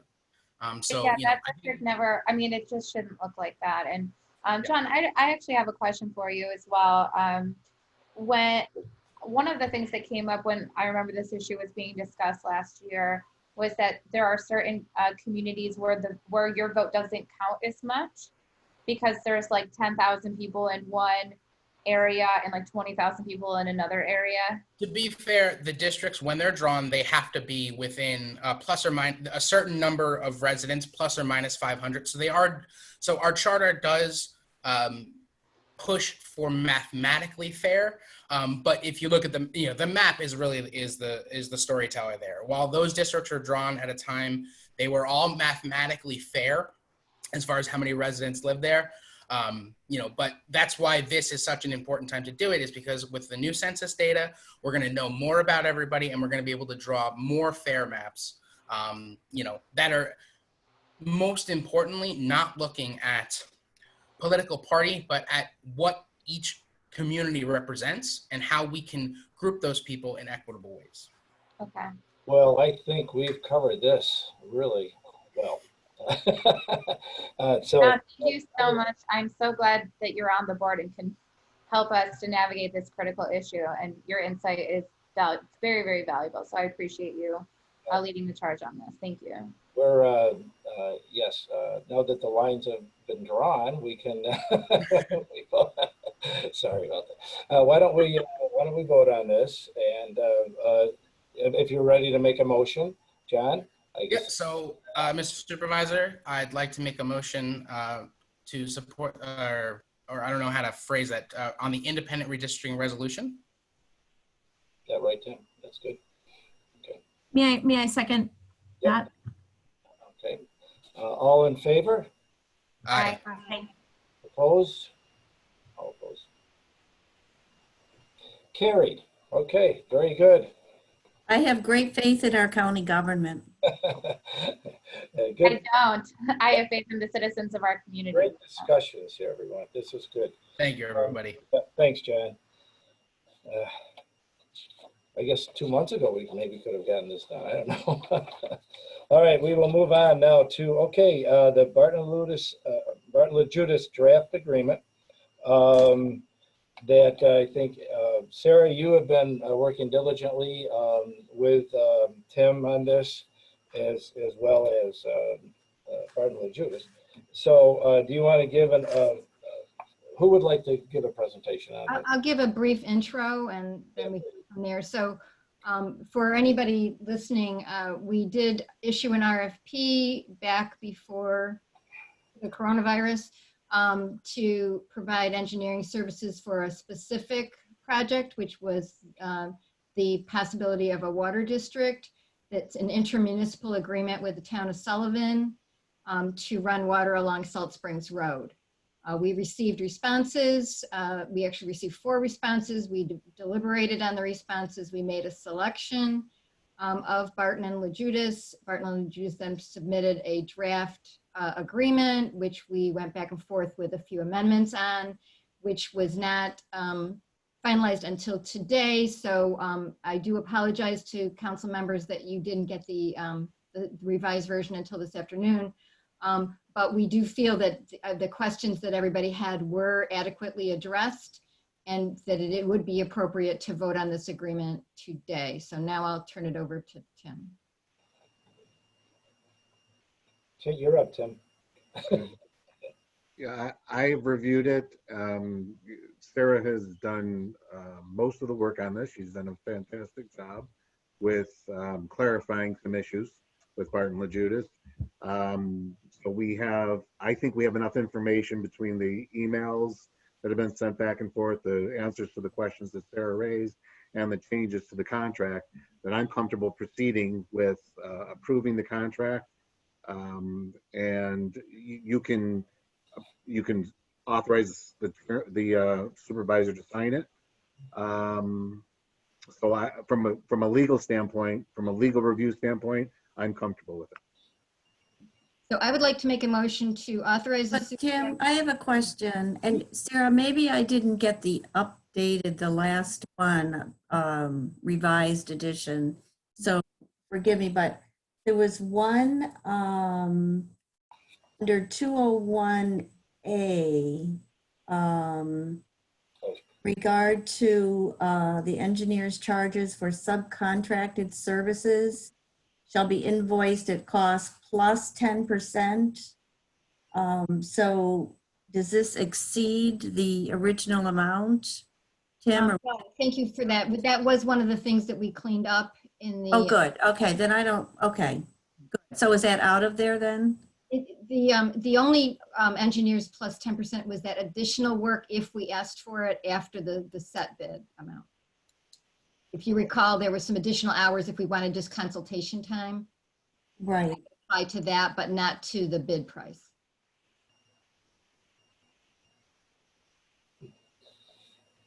So there would be no additional cost, Karen, unless we approve that additional cost. Mm-hmm. Oh, all right, okay. So that would be the part, the 3.01 part would be additional services, apply right. there, but not to the set price part at the 201 part. And these will be invoiced on a monthly basis? Correct. Assuming. And then, Sarah, the portion that the town of Sullivan is participating in, how is that being taken care of? Are You they? anticipated my motion, so I was going to propose that we authorize the supervisor to sign the contract contingent on Sullivan also agreeing. Okay, perfect. Right. Thank you. Sorry for the interruption. No problem. So you made a motion then, Sarah? Oh, Jen? I'll second the motion. Okay, all right. All in favor? Aye. Opposed? All right, I again will have to recuse myself, I believe, on this as well, Tim. As far as I can sign it, but I can't vote on it, I think. Because again, my son he's still working there. He came back to work this week. So, but it has been approved. And so we're good to go with the contract. Very good. Contingent. Yeah, contingent, right. So, thank you. All right, very good. Nice work on that. Next is the Toshiba lease and maintenance agreement. I think, Ann, you sent all that out, right? Deferred compensation is first. Oh, you're right. Sorry, I went right over it. Yeah, go ahead. Ann, you want to give a brief overview on that, or? I think we're all pretty understanding of what's going on, but why don't you run? Sure. As the board members know, I did send an email earlier this week giving you some background on the deferred compensation plan and potential extension. The deferred compensation plan is a voluntary retirement savings plan for employees of the town of Manlius. Pursuant to the rules and regulations of the New York State Deferred Compensation Board, we're required to seek competitive bids for that plan every 5 years. In the current stable value fund with Lincoln Financial expires on May 28th. We did start this process in March, and then as we all know, things changed drastically. So that sort of changed our process and, interrupted the process, the vendors, etc. So we do, according to the deferred compensation plan, we are allowed to extend by 1 year this plan. It would be a recommendation to do that so that then we can properly go out to bid the beginning of 2021 for a new 5-year term. Yeah, it gives us time, and there's really not a big, change. I mean, it's the same companies that we looked at the last time, I believe, but come January, we'll do the RFP, start all over again, and it's usually 3 or 4. So we just need a motion to continue, I believe, the 457, right? I'll make a motion to delay the RFP process for the retirement plan until next year. Okay. Second. Okay, Heather, second. All in favor? Wait, Anne, it looks like Anne's trying to say something. Ann, go ahead. Could we just amend that motion to extend the current plan for a 1-year period? Yes, okay. Yeah, so I'll make a motion to extend the current plan for 1 year, and then at that time, do the RFP. Thank you. Heather, second. I'll second the motion. Okay. All in favor? Aye. Other discussion? Okay. Opposed? Carried. All right, very good, everyone. Now we can go on to the Toshiba lease agreement. Is that yours too, Ann? I do not have that right in front of me here, but I do know that Kay was working with the Toshiba representative as well as a couple other vendors. And I believe that the lease, this is for the leases, the lease for the copiers for Town Hall, we have two. It is, I believe, a 39-month lease, and the actual contract price is less than the current contract. It is, I just want to add in, sorry, it's a 48-month. 40, okay. So it is longer than last time. Yep. Do we have a motion to renew? I'll make a motion to renew the Toshiba Business Solutions contract for the 2 copiers at Town Hall. Okay. I'll second. Of months, 48 months at $408 a month. Okay. All in favor?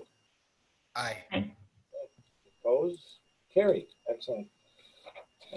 Correspondence and new business. All right, Rob, I think you have something for us today, a couple items. Yeah, actually, I guess first of all, Heather, I think you can kind of help me out with the first one there. That late last week, Heather and I actually met Ed up on Hale Road. We've had some concerns up there with parking on Hale Road. Trying to make sure I say John and Darcy's last name correct, Heather. I believe Preisner. Preisner, okay. So we were actually met with those great couple. I actually had a call this week from Art Hale also, who lives up just beyond him. I mean, there's not a lot of people that live on that road, but as you understand from our conversations, there's people that are, the kids doing some partying up there. I guess they've had some conversation with some of the homeowners up there. There's been some people trespassing up on Art Hale's barns, and they were messing around in his barn and beyond his barn. So he's got some serious concerns about that. They're looking to see if we can possibly do some no parking up there. Obviously, it would be a board decision. I was able to get out there today, just so you know, Heather and Ed, because obviously you two were out there with me. I measured from 173 in, and after my conversation with Art, it just basically brings it up around the bend where you can see down over the valley. It's about 1,430 feet. And we would have to sporadically put those no parking signs on either side of the road up through there if, in fact, the board would want to do something like that. I have not had any conversation with Mr. King or any of the other residents up on the other end of Hale Road at this point. So I don't know if you want to have some conversation with those, unless Heather, maybe you already had. Yeah, I personally haven't spoken with the Kings, but I am aware that both the Peters and the Kings are supportive of the measure, as I understand it, and that can be confirmed, and we can certainly reach out to them. But it's a small, tight-knit group of neighbors, and so they're sort of aligned, as I understand, in their frustration and their interest in addressing this. I guess at this point, Heather, I think this would be a conversation, obviously, for Tim. I don't know. I'm pretty sure that has to go to public hearing, Tim, on that for no parking. Just in time, Tim. Yeah, Tim. Sorry about that. Did you catch that? I just the no parking on Hale Road. Obviously, you heard part of the conversation there. Yep. I believe it has to go to public hearing. We have to have a public hearing on the no parking signs. Yep, it's got to be an amendment to the local law. Yep. And again, Tim, it's roughly 1,430 feet, the lower half of 173 in at this point. But again, I know Heather had some conversations up above. I don't know if we want to do the whole complete road. Obviously, I can get the whole measurement on the road. We have it on our inventory anyway. But we would have to do that and probably send out the notices in the area if that's something that the board would want to, do you mind if go ahead, Heather. Do you mind if I just share the experience of understanding what's going on? So Hale and Palmer sort of have a crest and have a beautiful view of the lake and, the beautiful fields there and the horses. Yes. And so there are no parking signs that often get, but Rob has a tricky solution for making sure they are not actually removed or stolen by people, which he will not talk about, but he has a way to sort of try to mitigate that. But there are no parking signs along there. And so people, and also our wonderful team at the police department, patrol there when they need to try, sort of mitigate the issues as well. But there's littering and there's loitering and underage drinking. We based on the littering and the people that are there. And the ticketing process is something that the police go through already. But Hill Road is almost like where people are starting to go where there aren't no parking signs. And there's a dip in the road that you could imagine people are not going to necessarily park in because it would be an awkward place to park and then walk up the hill, I guess. I don't know. But Rob, I would leave the recommendations about exactly where to place the signs to Rob's team. But the residents are interested in sort of extending the no parking that is already on Palmer so that it really doesn't, the problem doesn't literally just roll downhill. That's what's happening now. Rob, is this a problem that has started this season? Because I don't remember having this type of episode before up there. And why I'm asking is there's a similar, as you know, when Chief knows, up at Three Falls Woods on Sweet Road. And of course that's a county road, but there's some residents up there that also are looking for signs, and it has never been a problem before, Heather. It's the pandemic, the kids, they don't have a place to go. They, they're not in school celebrating the end of their graduation. And so I think that history there. Yeah, I think that there is some history there beyond this year from what we understand from the Preisners. Yeah, Palmer Road, first of all, Karen, has been posted for several years. Yeah, that's actually been in the code. Right. But I think to Heather's point, I think what's happening, and to your point, obviously with the COVID, a lot of it is kind of turned to you can't park on Palmer Road, so it's kind of rotated over to Hale Road at this point. Right. With my conversation with Art, even during the 4th of July period, he's had people literally, he was out in his front yard with his wife a year or so ago, and people literally were parking along the road in front of his house. He couldn't even, view the fireworks from there because people were actually pulling up their lawn chairs and actually putting them in his yard. So, it is a beautiful view up there. There's no doubt about that. But I think it's more of something according like what Heather's, the people that we spoke with, it's becoming something more of a frequent thing than ever has before.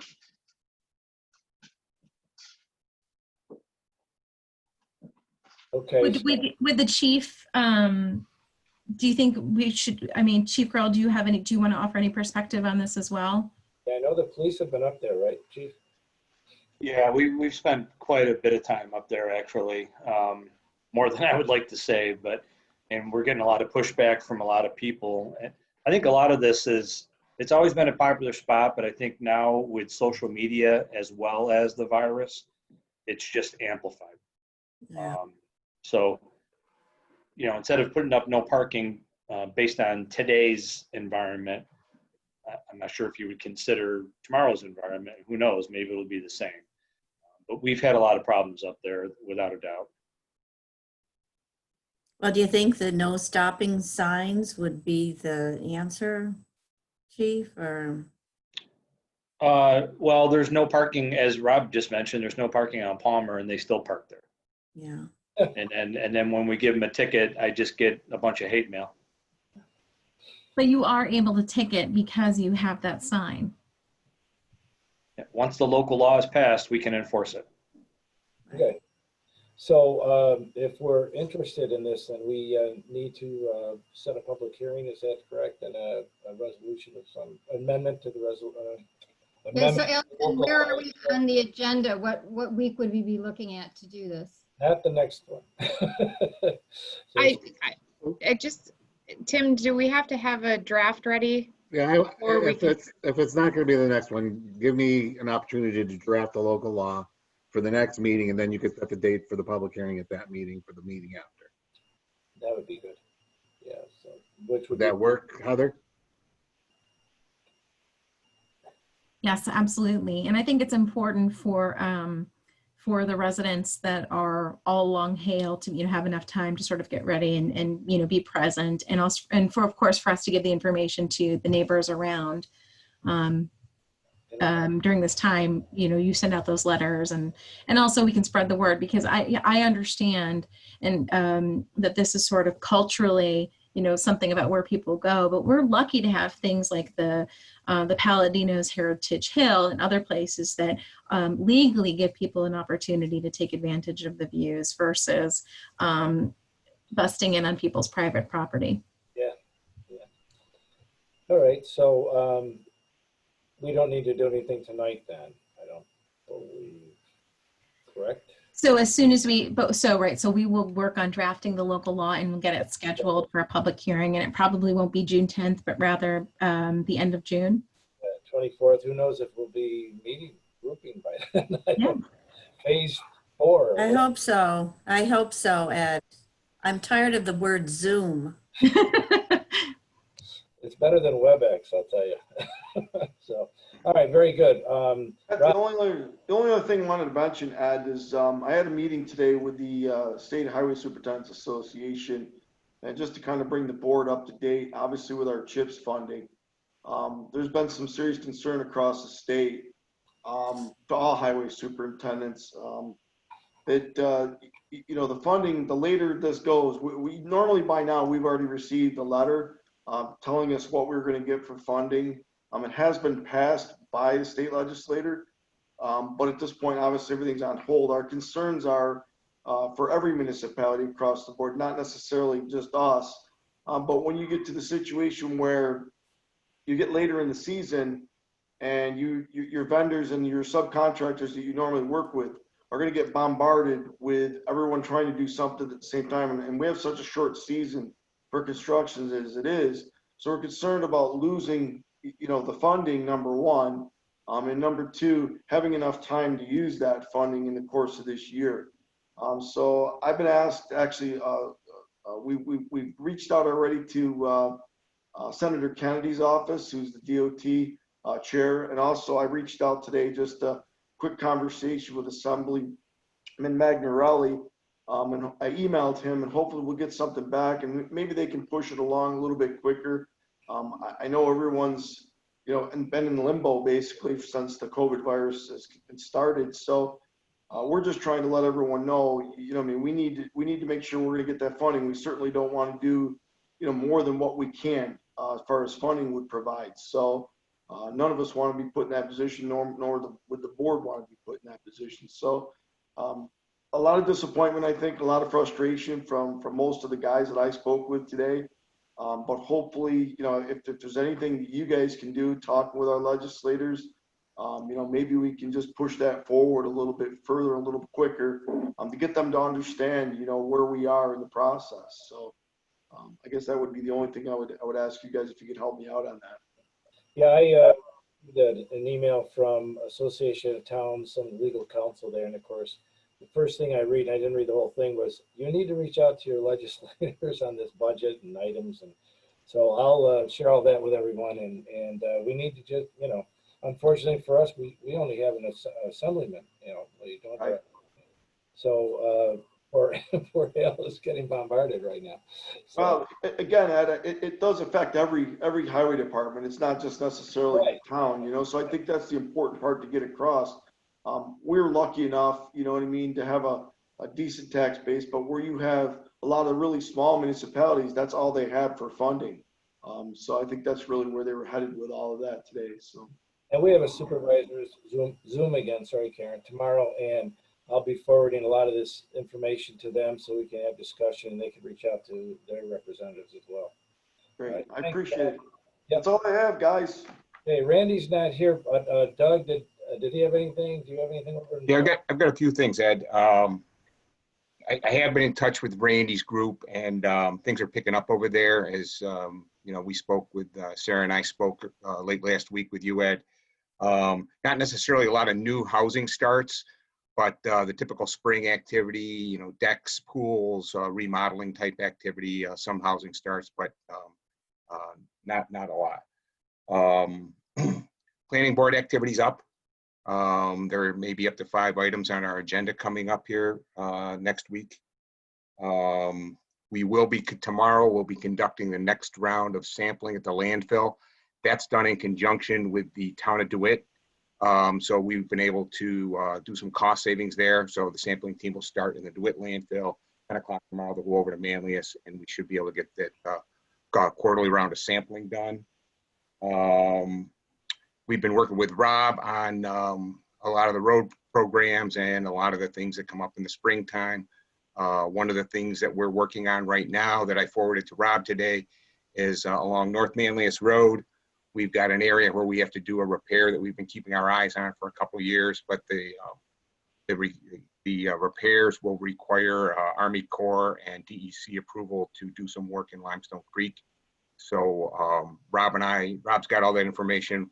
We'll review that. We'll go through the secret process and apply for the proper permits. We've been talking about, yeah. What exactly is it that you're referring to? What needs to be done? Along North Manlius Road, just about halfway down to Saintsville, there's an oxbow in the Limestone Creek that has started to erode part of North Manlius Road away.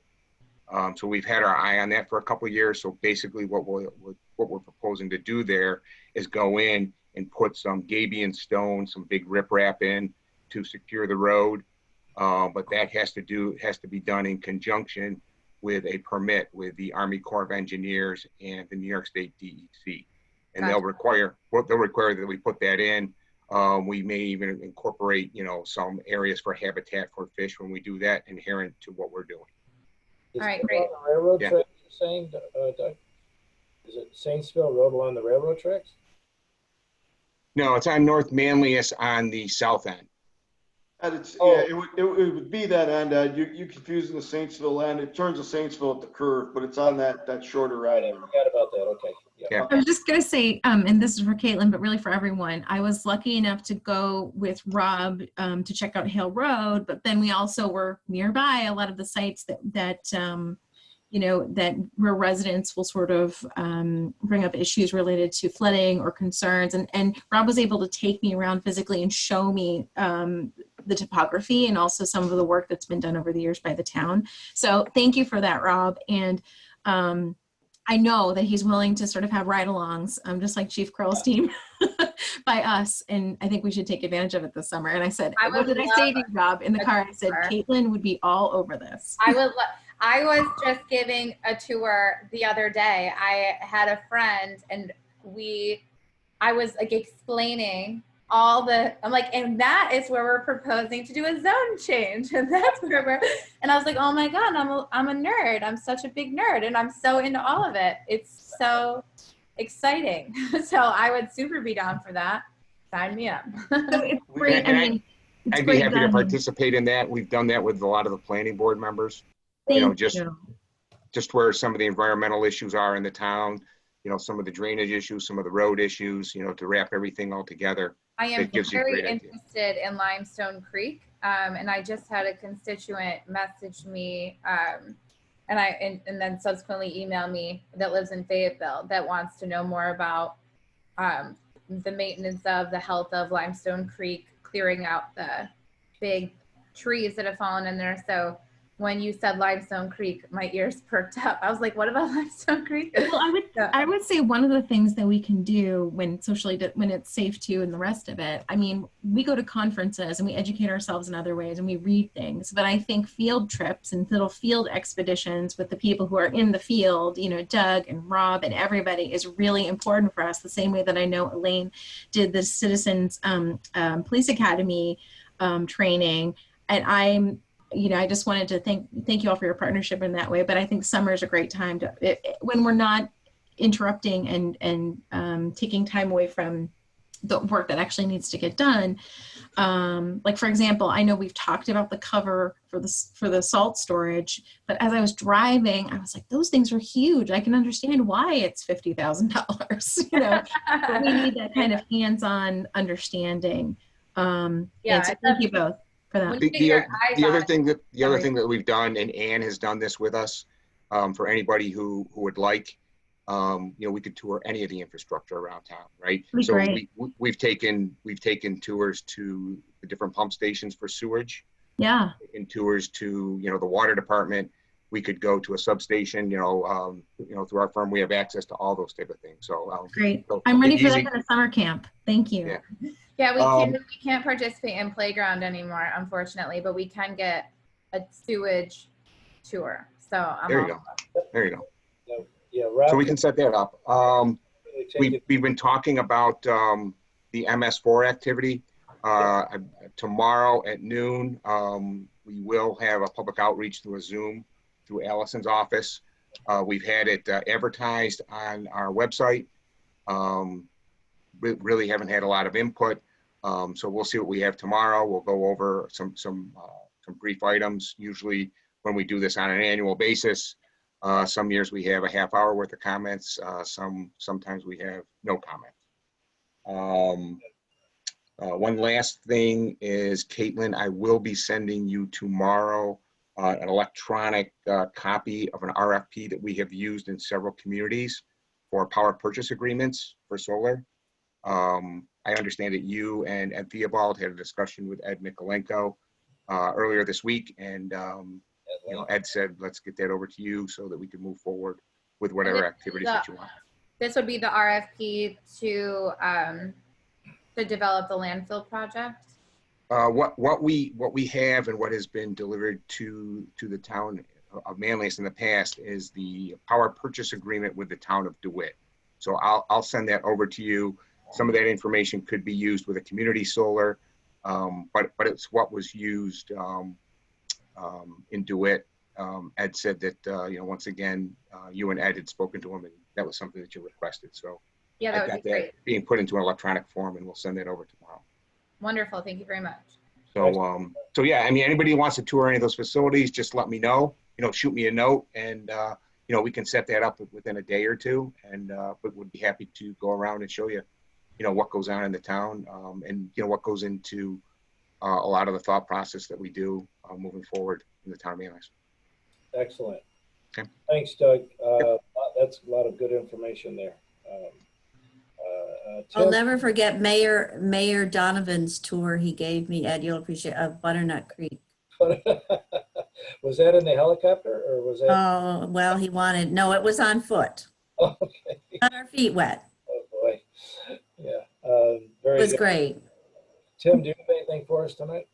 No, nothing. Okay. All right. Allison? I do not, and I received a lot of feedback from most board members that our meetings were very long, so I'm going to defer my time to Ann. Chief, you're up then. Okay, just a couple items. All of our people remain healthy, which is a great thing. We're approaching our phase 2 plan on reopening, and we pretty much have all of our employees back in the office now, with the exception of one. We have one that's still working remotely, so but plan to bring that person back pretty soon. Happy to report that the town residents are doing an outstanding job with all these distancing measures and other mask suggestions. And thank goodness, because if you read all of the executive orders that are coming out from all the various government organizations, it's very confusing and very difficult to enforce. But so far, we haven't had an issue with that. We're at the end of our background investigation for the new employee that we're looking at, the transfer employee that has 10 years experience. I think he has one more hurdle to overcome, and I'll be bringing a name and hopefully get a recommendation for hire on him. And lastly, the Village of Manlius renovation project to our building continues. I'm happy to say that we have warmer temperatures because we still have no heat, but now we're dealing with air conditioning issues. But thank goodness the town bought numerous portable air conditioners that we have strategically placed throughout the building. So at least we're able to cool the building down a little bit, so it's somewhat tolerable. And related to that, I'm going forward with the getting the final figures on ordering the trailer that we'll relocate to to the exterior of the building during the major portions of the renovation project. I'll have some final figures on that, hopefully next meeting. And then lastly, the Village of Manlius, apparently there were some unforeseen expenditures on some of the work that needs to be done. And I've been working with the mayor and town supervisor on who's going to pay for that. But I did get a bill from our IT department on those unforeseen expenditures, and it's pretty high. So unfortunately, $17,000. Okay. So I know the town supervisor is working on that. He's aware of it. I forwarded it to him, and he'll be having that conversation with the village mayor. Apparently they bid for this project, but nobody looked into the ceiling to identify these wires that are apparently going to be obstructing the new ventilation system. And that's where the 17 grand comes from. So that's all I have. Thank you. Yeah, and I think Village's last board meeting, I was sort of texting back and forth with them, and as you know, Chief, we're working on having another meeting with them, and now probably a good thing we held off because this is an added feature, you know, that we're going to have to discuss and, you know, see how this is going to be paid. And I think this is where we'll be talking with you, Tim, as far as lease agreements and responsibilities of a tenant and a landlord, you know, so. But okay, thanks, Chief. You're good with nothing else you had there, right? No, you didn't have transfers or something you had mentioned, or is that something you're not? We do have two candidates that approached us for transfers. A lot of municipalities are shutting down. Yeah. So we do have two folks that wanted to move to the town of Manlius because really of our reputation. Okay. But one, we're probably not going to be able to finish his background before he's offered a job at another municipality that are searching for people. And then there's another individual that is also a transfer that needs to, that we're going to look at. So I'll keep you posted on that. Okay, excellent. All right, Ann, you're up. You have a couple of items here that we need to discuss with the trash and brush contract update and the retirement resolution. Sure. Trash and brush contract. The current trash and brush contract with Syracuse Haulers was for the years 2017 through 2019. On October 26th of 2019, the town board opted to extend the contract for one of the 1-year extensions that is allowed under the contract. We do have the option at this point to extend for the final year of the 2-year extension or go out to bid for a new contract. So if the board could talk about this and consider maybe for a future meeting, maybe in June, whether you want to go out to bid for a new contract or extend for the one final year. As I explained, you know, it would be nice if you're going to go out to bid to do that sooner rather than later. Obviously, it's a lengthy process, and we'd like to have those numbers for budget time in the fall. And I just want to comment on that. For us, right? Pardon me? You have the numbers of what the renewed number would be if we extend. I can get you that information. I'll email that to all of you. Okay, very good. Sarah, go ahead. I just want to report to everybody that before we renewed the last time, I did meet with Sharon and got a printout of all the complaints and investigated the different issues that we've had with the trash and brush service and determined that while there were some complaints that they were primarily regarding missed pickups and that, you know, there wasn't actually a service issue and that I would support taking advantage of this opportunity to get a 5th year and then go out to bid when the world is more conducive to that. Yeah, I think, Sarah, one of the things that has helped us is, of course, we haven't since the COVID, but Sharon and I would meet with Rocco and Steve pretty much on a quarterly basis just to look at any issues that Sharon was keeping track of.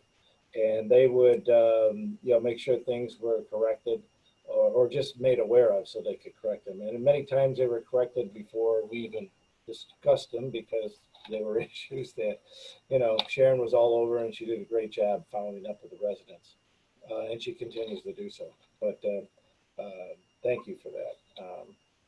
I would definitely support the extended year. You know, we've worked under contract with Syracuse Haulers, and I think they've done an outstanding job. They're very, very accessible.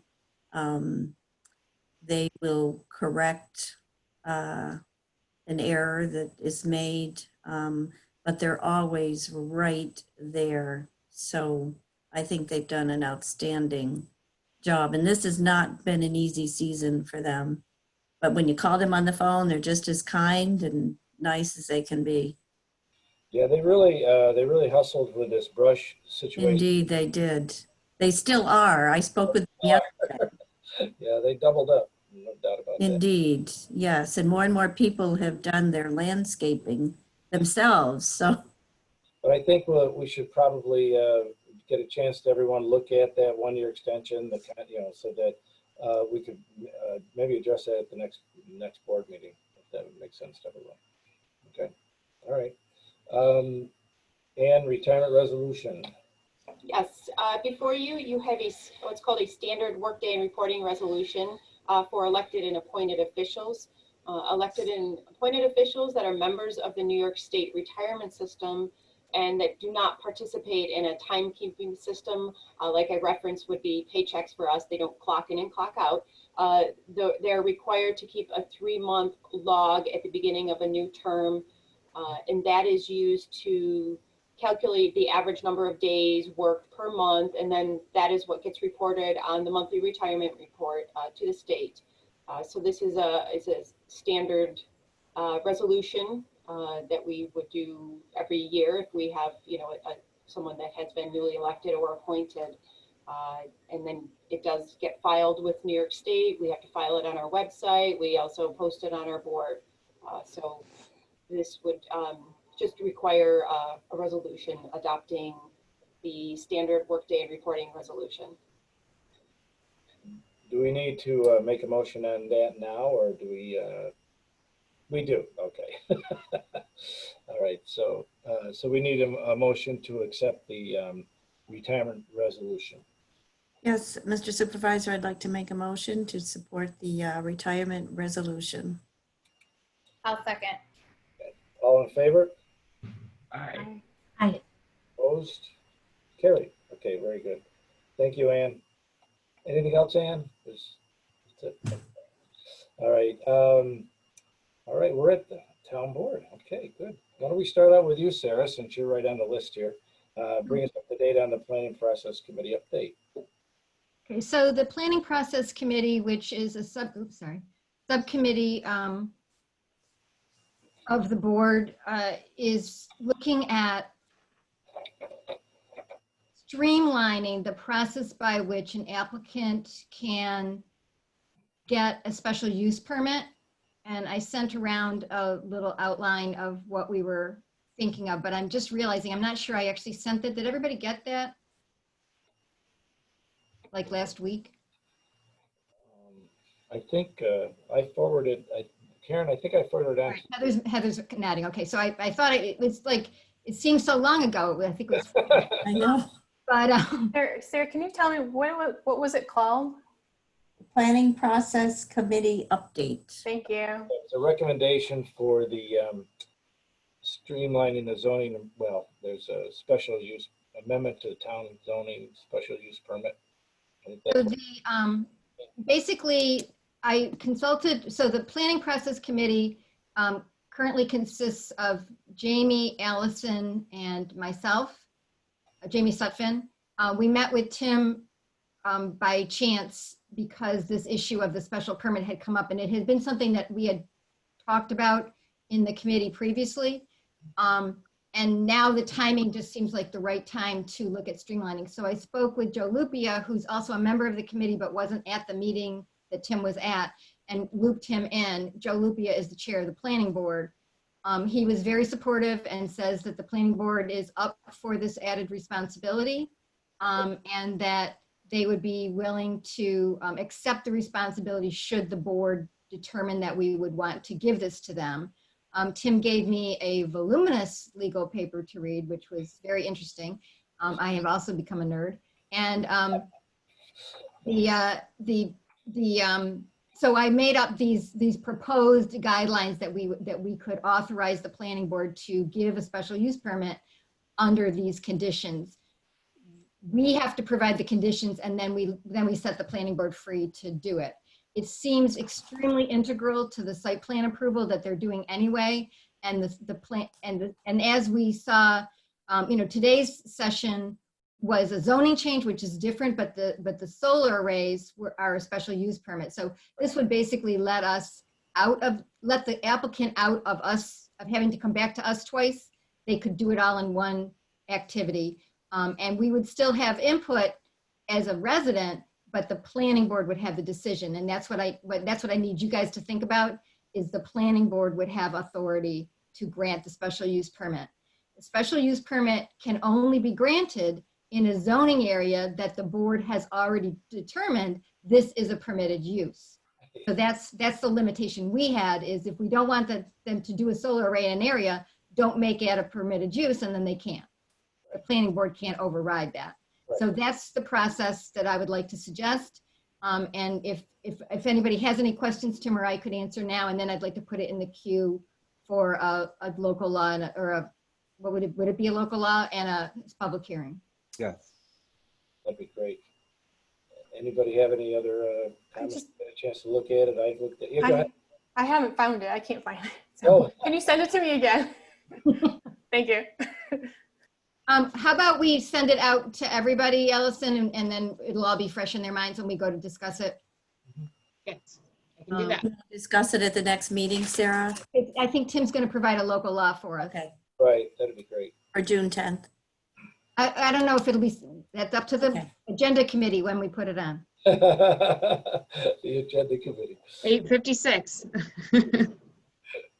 Okay, that's good. So I don't think this is time sensitive, but it is something that we've actually been working on for over a year, and we'd like to bring it to resolution. Yeah, I think, Sarah, this is overdue, to be honest with you. I think it's an excellent idea, but I want everyone to get a chance to look at the revisions of it and how it's much more streamlined. I think that, and we do put a little more faith in the planning board for this, but they're a very qualified planning board. So, okay. Anything else, Sarah, that you have? No, I'm good. Thank you. Okay. Well, you and John have, no, it should be. It was actually Heather. Yeah, it should be Heather, right? And me. Okay. So, John, why don't you've sort of taken a lead on this with them, and why don't you bring us up to speed on this? This would be great. Yes. So, just to get everybody up to speed, we have myself, Heather, and Ed. We have met with the 3GI Central New York Inland Port team. And if everybody remembers that presentation, multiple presentations from months ago. And basically, what we're doing is, at the end of my section here, we'll be scheduling the public hearing for their zone change for the next meeting. And so what we've done in advance of that, this is a project that, from the first 10 minutes of the first presentation, we knew that this was enormous and incredibly complicated, and we know there's so many different stakeholders. So what we did, we had a meeting with them. We kind of discussed where we were at, what we needed from them. We talked to them about some of their current pain points, and so we came to the conclusion that just scheduling a public hearing and sending out a letter and hoping some people show up wouldn't really be sufficient for the scope of this. And we know there's a history here where residents have pretty strong feelings about it. And so what we decided to do was kind of, among the board, split up local elected and community leaders to send a memo to. And this memo is not strictly in favor or opposed to the project. This is detailing the project, something that we've probably consumed over 2 hours of presentations for. And just explaining some of the pros and the cons and some of the major issues here. And so what we're hoping is that at that public hearing, not only are we going to be reaching out to the residents, I'm going to be working to get hopefully some press coverage on this so that we can have some assistance, not just sending out a letter, but also hopefully the Eagle Bulletin picking something up and helping explain to everybody the project so that we can get as many voices as possible at the table while we do this public hearing, so we can ensure, we're almost lucky that we've been doing these 2-week public hearings. This is a project that I think really deserves this kind of treatment because we want to hear from everybody because it's enormous and there's a lot to it. And so what we sent this memo out, which is available in the agenda, asking our local elected and community leaders to join us, send a representative, send a note explaining, their position on this. And this is also in the hopes that not only can they, ideally maybe bring some history to this, but if this project does move forward, they can help us navigate, and 3GI navigate some of the major hurdles that a project of this scope, brings up, quite honestly. And this is a huge project, and so what we're hoping is that, and so if you're watching, please attend that meeting and have an opinion and read up on it. I'm going to be working to put out all the information that 3GI has given us through all of our various, emails and texts and Facebook. So, I do hope we have a really good attendance. At least I hope we get lots of letters. And I know we already have some of our some elected leaders who will be joining us, who are actually, excited to have this conversation. So I was just really happy that we were able to get some positive momentum on this. And again, I just, I know there were some concerns from the board. This memo and this push is not strictly in favor or opposed to the project.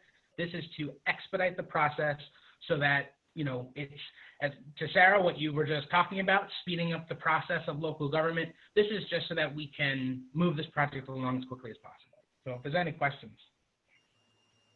And of course, John, now that we all know the Amazon is going in up at Clay, that's just puts more pressure on, moving the cargo and such.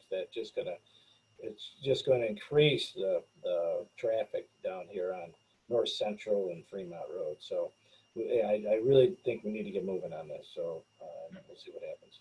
So you, on June 10th, you already have a public hearing scheduled for 6:35. So you would be at 6:40 on June 10th.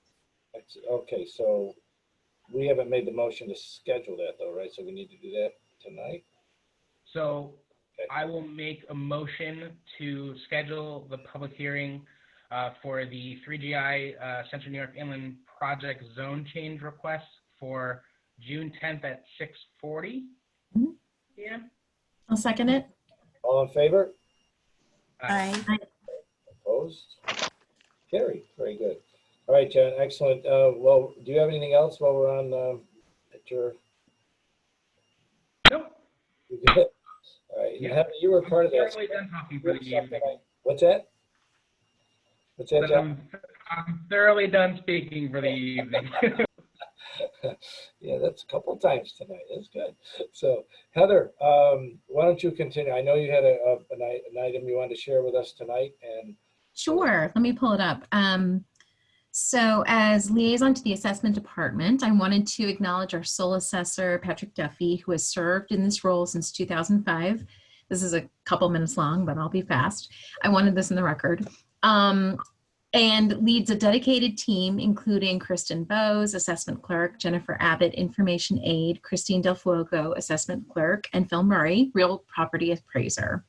And other communities have struggled to keep the assessment process on schedule during the COVID-19 crisis, and this team has worked very hard to keep things running smoothly and safely. The town appointed and onboarded two, as you all may know this, two new Board of Assessment Review members, Fred Lutzen and Celeste Greiner, who joined Arnold Poltenson ahead of this year's grievance process, which whose grievance day was yesterday, the 26th. Fred has extensive experience in arbitration, and Celeste knows how the local housing market works very well. And Arnie has knowledge about commercial real estate. With Counselor Deere's help, the bar began hearing from residents grieving assessments and virtually. And they were interrupted by the power outage, but we'll continue to hear from residents this week. Hearing from residents is key. And I say this because there was a Syracuse.com letter to the editor. There was lots of activity on that nextdoor.com. And our residents use these other forums to comment on the assessment process. And we want to keep pulling information back into our formalized process of commenting to the board. And we know that this board is committed to making information transparent about how New York State property tax and assessment works. Many people find the method of real estate taxation based on property assessment cumbersome and difficult to follow. And there's often frustration expressed about taxes in upstate New York and how those taxes are higher than other parts of the US relative to market value. First-time home buyers, retirees, they're especially sensitive to this. We're all thinking about how the real estate market will react to a pandemic disrupted economy. Sometimes the relationship to assessment and taxes is conflated, and I would like to take a quick moment to clarify this cycle for residents. The finalized assessments allow the town to calculate the total of all property values less exemptions. Then the tax levy is calculated how much the town needs to raise for budgets after subtracting revenue from other sources, like other than property tax, like state aid, which we know will be impacted in the coming year, sales tax, fees, etc. Then sales tax, of course, related to how the county does that. Then the tax rate is compiled, which is the amount that needs to be charged per $1,000 of assessed value on a property to cover our local budgets. So what the village puts together, what our school districts put together, the fire departments. And therefore, it is important to follow the budget processes in all these places and for people to engage. And we're committed to supporting the efficiency and effectiveness of our assessment process and providing the residents and all of our constituents with information about how to understand and participate in it. And we really want people to share their ideas and their experiences about assessment this year.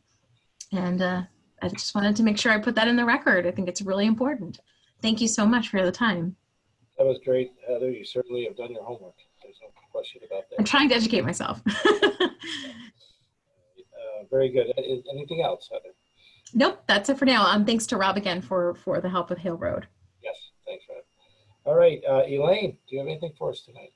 I don't have anything. Thank you. Okay, Karen? I do a couple of things, Ed. The Recreation Department is undergoing some major changes, much to the chagrin of Christine and Peggy. They have had to cancel the summer programs this year because of the virus. ESM has canceled their sports camps, and so subsequently the playgrounds at Pine Grove and Enders Road needed to be canceled, and Peggy will be putting that information out on the website and Facebook. The swim programs at Green Lakes also, unfortunately, had to be canceled for this year. However, all is not lost because of the creativity of this department and Peggy and Christine and the staff. They're putting together some play and stay virtual programs. And I spoke with Peggy today. They're really quite exciting and innovative. Each week there will be a theme, and she anticipates maybe getting 50 students each week. So you'll be hearing more about that. But tonight the news is the summer programs unfortunately need to be canceled. So I just wanted everyone to be aware of that. And I haven't had a chance to share this because I hadn't received the report from the Department of Agriculture, but the deer management program this year was very, very successful. Yes. It's the best year that we have had, actually. And I'll share with you that through January, February, and March, there were 12 nights, 88 white-tailed deer were removed during those 12 nights, and 2,322 pounds of venison were processed and delivered to over 9,200 284 meals to the local community that benefited from that. So the success of the program this year was the intermunicipal agreement with Fayetteville. We extended into the town of Manlius. The specific sites were key that we had, and certainly the recommendation from the Department of Agriculture and the Village of Fayetteville is to keep the program going, keep the sites certainly that we had this year, and continue to monitor damage, collisions, carcasses, and sightings throughout the year. So anyway, that was great news I wanted to share. And then just the other situation is up on Sweet Road. There's been some residents up there at the Three Falls Woods, and you know, I'll continue to talk to you and Rob and see at the chief. Okay. Karen, thank you. And if I'm not mistaken, the culling was shortened because Yes, of so yes, about a week and a half, Ed. So that would be key going into next season, you know. correct. And you know, it's interesting because the county takes on this expense. We just pay for the processing. Right.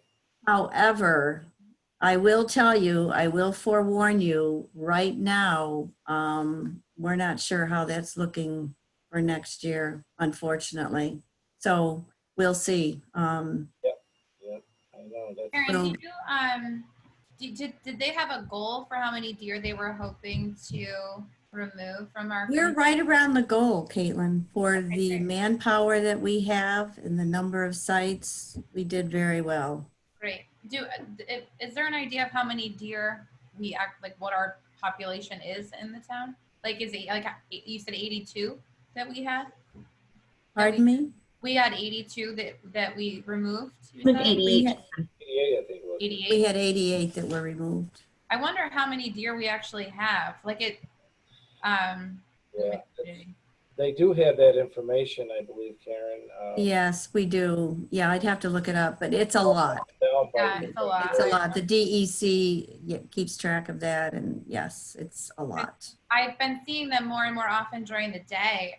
Just you know, in the village of Manlius, just walking around. Like, oh I yes, used to see them, and I saw something on Syracuse.com saying that it's like doubling and sometimes almost tripling every year, the population. So it's gonna, and that's of course making the ticks worse. Right. Maybe the chief on this, but one of the studies that was presented, remember Karen, at Fayetteville last year, I think it was.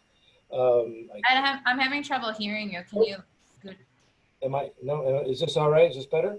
That's better. Okay. Yeah. Last year we had that meeting at the, I forget where she was, DEC, I forget. She gave the presentation. Cornell. Cornell, yeah. Cornell, Christina Farrar, yes. One of the studies they did were the increase or decrease in car accidents.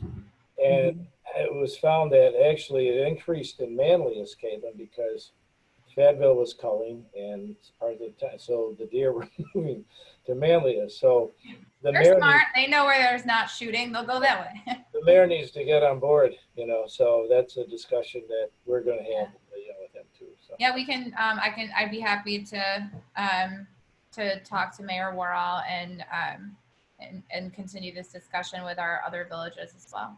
Sure. Yeah. Yeah, it's interesting. We don't, Manoa, we don't really have much issues up there. Like, no, we're surrounded by creeks, you know.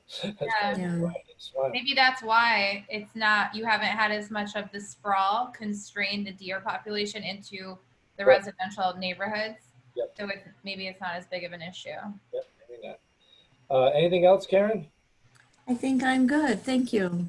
Caitlin, you're up. All right. So Ed and I had a conversation with Supervisor Michaelenko from the town of DeWitt and spoke a couple times on how to proceed, the best options for proceeding with our interest in developing a solar project on our landfill. So it was a very productive conversation. I felt like we were on there with about an hour and a half, and the supervisor shared quite a bit of very useful information with us.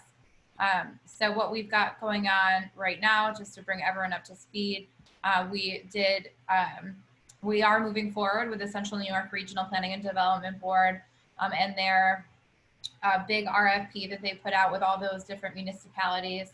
So that process is moving forward, but we're not eliminating all of our other options as well. So we'll be exploring a subsequent option where we could partner with DeWitt and follow a similar process that we're working on with the planning board, where we're able to take advantage of the RFP that they released to work with the partner they worked with a couple of years ago. So I've been in communication with that company, and that's RER Energy. And so I've been speaking with them, and they've been giving me more information. We've also had other proposals come in from other companies that I believe you should have all received. So you can review those proposals as well and get back to me. But the planning board and RER, I think are probably our best options. So it was really helpful speaking with Supervisor Michaelenko, because he really lent his support to the planning board. He thought they were a great option. He said that the reason why they hadn't moved forward with them at the time, they opted to go a different direction with RER, was just timing. He wanted to be able to move really quickly, and he felt he might be able to do that better with the subsequent option. And so that's the one that they went with. But he said that all options are on the table, and he'll continue to pick the best option for the town of DeWitt, which could very well be the same process we're following in the planning board. So I think we are doing our due diligence. We're keeping all of our options open, and we'll ultimately be able to get something done, hopefully at least started in the year 2020, so that we can take advantage of the best pricing options that would go down at the end of the year, with the federal investment tax credit due to decrease again by another 4%. It was 30%, now it's 26. It's due to go down by another 4. So we want to move as quickly as we can. So I'll keep everyone updated on that. If you have any questions about it, please let me know. Doug, I'll probably be reaching out to you tomorrow, and Supervisor you as well, to see what the process might look like for getting abundant. They're working with Barton and LaJudas. So with the municipal agreement we signed with the planning board. Abundant wants to get there. They want to get BNL on the landfill to actually get boots on the ground and take a look and see what we're dealing with. So I'm hoping to join that little entourage. I think that sounds like the best field trip I could go on ever. So I'll keep everyone updated on that. But in the meantime, we'll start getting that scheduled. We also did work together as a team, and we worked with all 3 of our villages to honor Mental Health Awareness Month. And we put out a resource, 211, which is available in different counties all around New York State. And it's a free resource that allows people to reach a counselor if they are in a time of need and are struggling with their mental health. It's been a pretty difficult thing to be, thinking about for everyone, I think, with the pandemic going on. I think we've all had moments that we have felt that it's been a difficult time, and that has an impact on everyone in our own unique way. So we want everyone in our community, no matter who you are, no matter how much money you make, no matter what you're going through, to realize that there are resources available. And you can certainly contact me at any time, and I'd be happy to put you in touch with some of our local resources. But I just want to, as we wind down the month of May, this was Mental Health Awareness Month. So I was so glad to see our 3 villages and our town come together to support something so important. Very good. That's it for me. Yep, well said, Caitlin. And just 2 things dovetail off from what Caitlin said regarding the solar projects. As promised, I did reach out. I wasn't able to catch up to all the municipalities yet, but I was able to talk with the former and current supervisor of Cicero, supervisors, I should say, as well as supervisor in Skaneateles, Janet Aaron, and I spoke with Colleen Gunnup of Salina, and I reached out to Damian Ulatowski. He's going to have more information for me tomorrow. Still have a couple more to go, but I've got to tell you, each story is quite interesting in how they are or are not still involved, or maybe back involved. So again, learning process. A great meeting with Ed McLinko, Kaylin, that we had. I learned more about megawatts and kilowatts than I ever thought I would, and it was quite educational. So I think we're heading down the right path by really investigating everything that we're looking into on this project and projects moving forward. So I'll have more information. I don't want to go into detail with all that right now. It'd take too long and we'd go past our 3 hours that I'm trying to keep under. So I do have one last thing, and that is the supervisor's monthly report, which is relatively thick, that I, again, this is for April, that I just need the board to approve.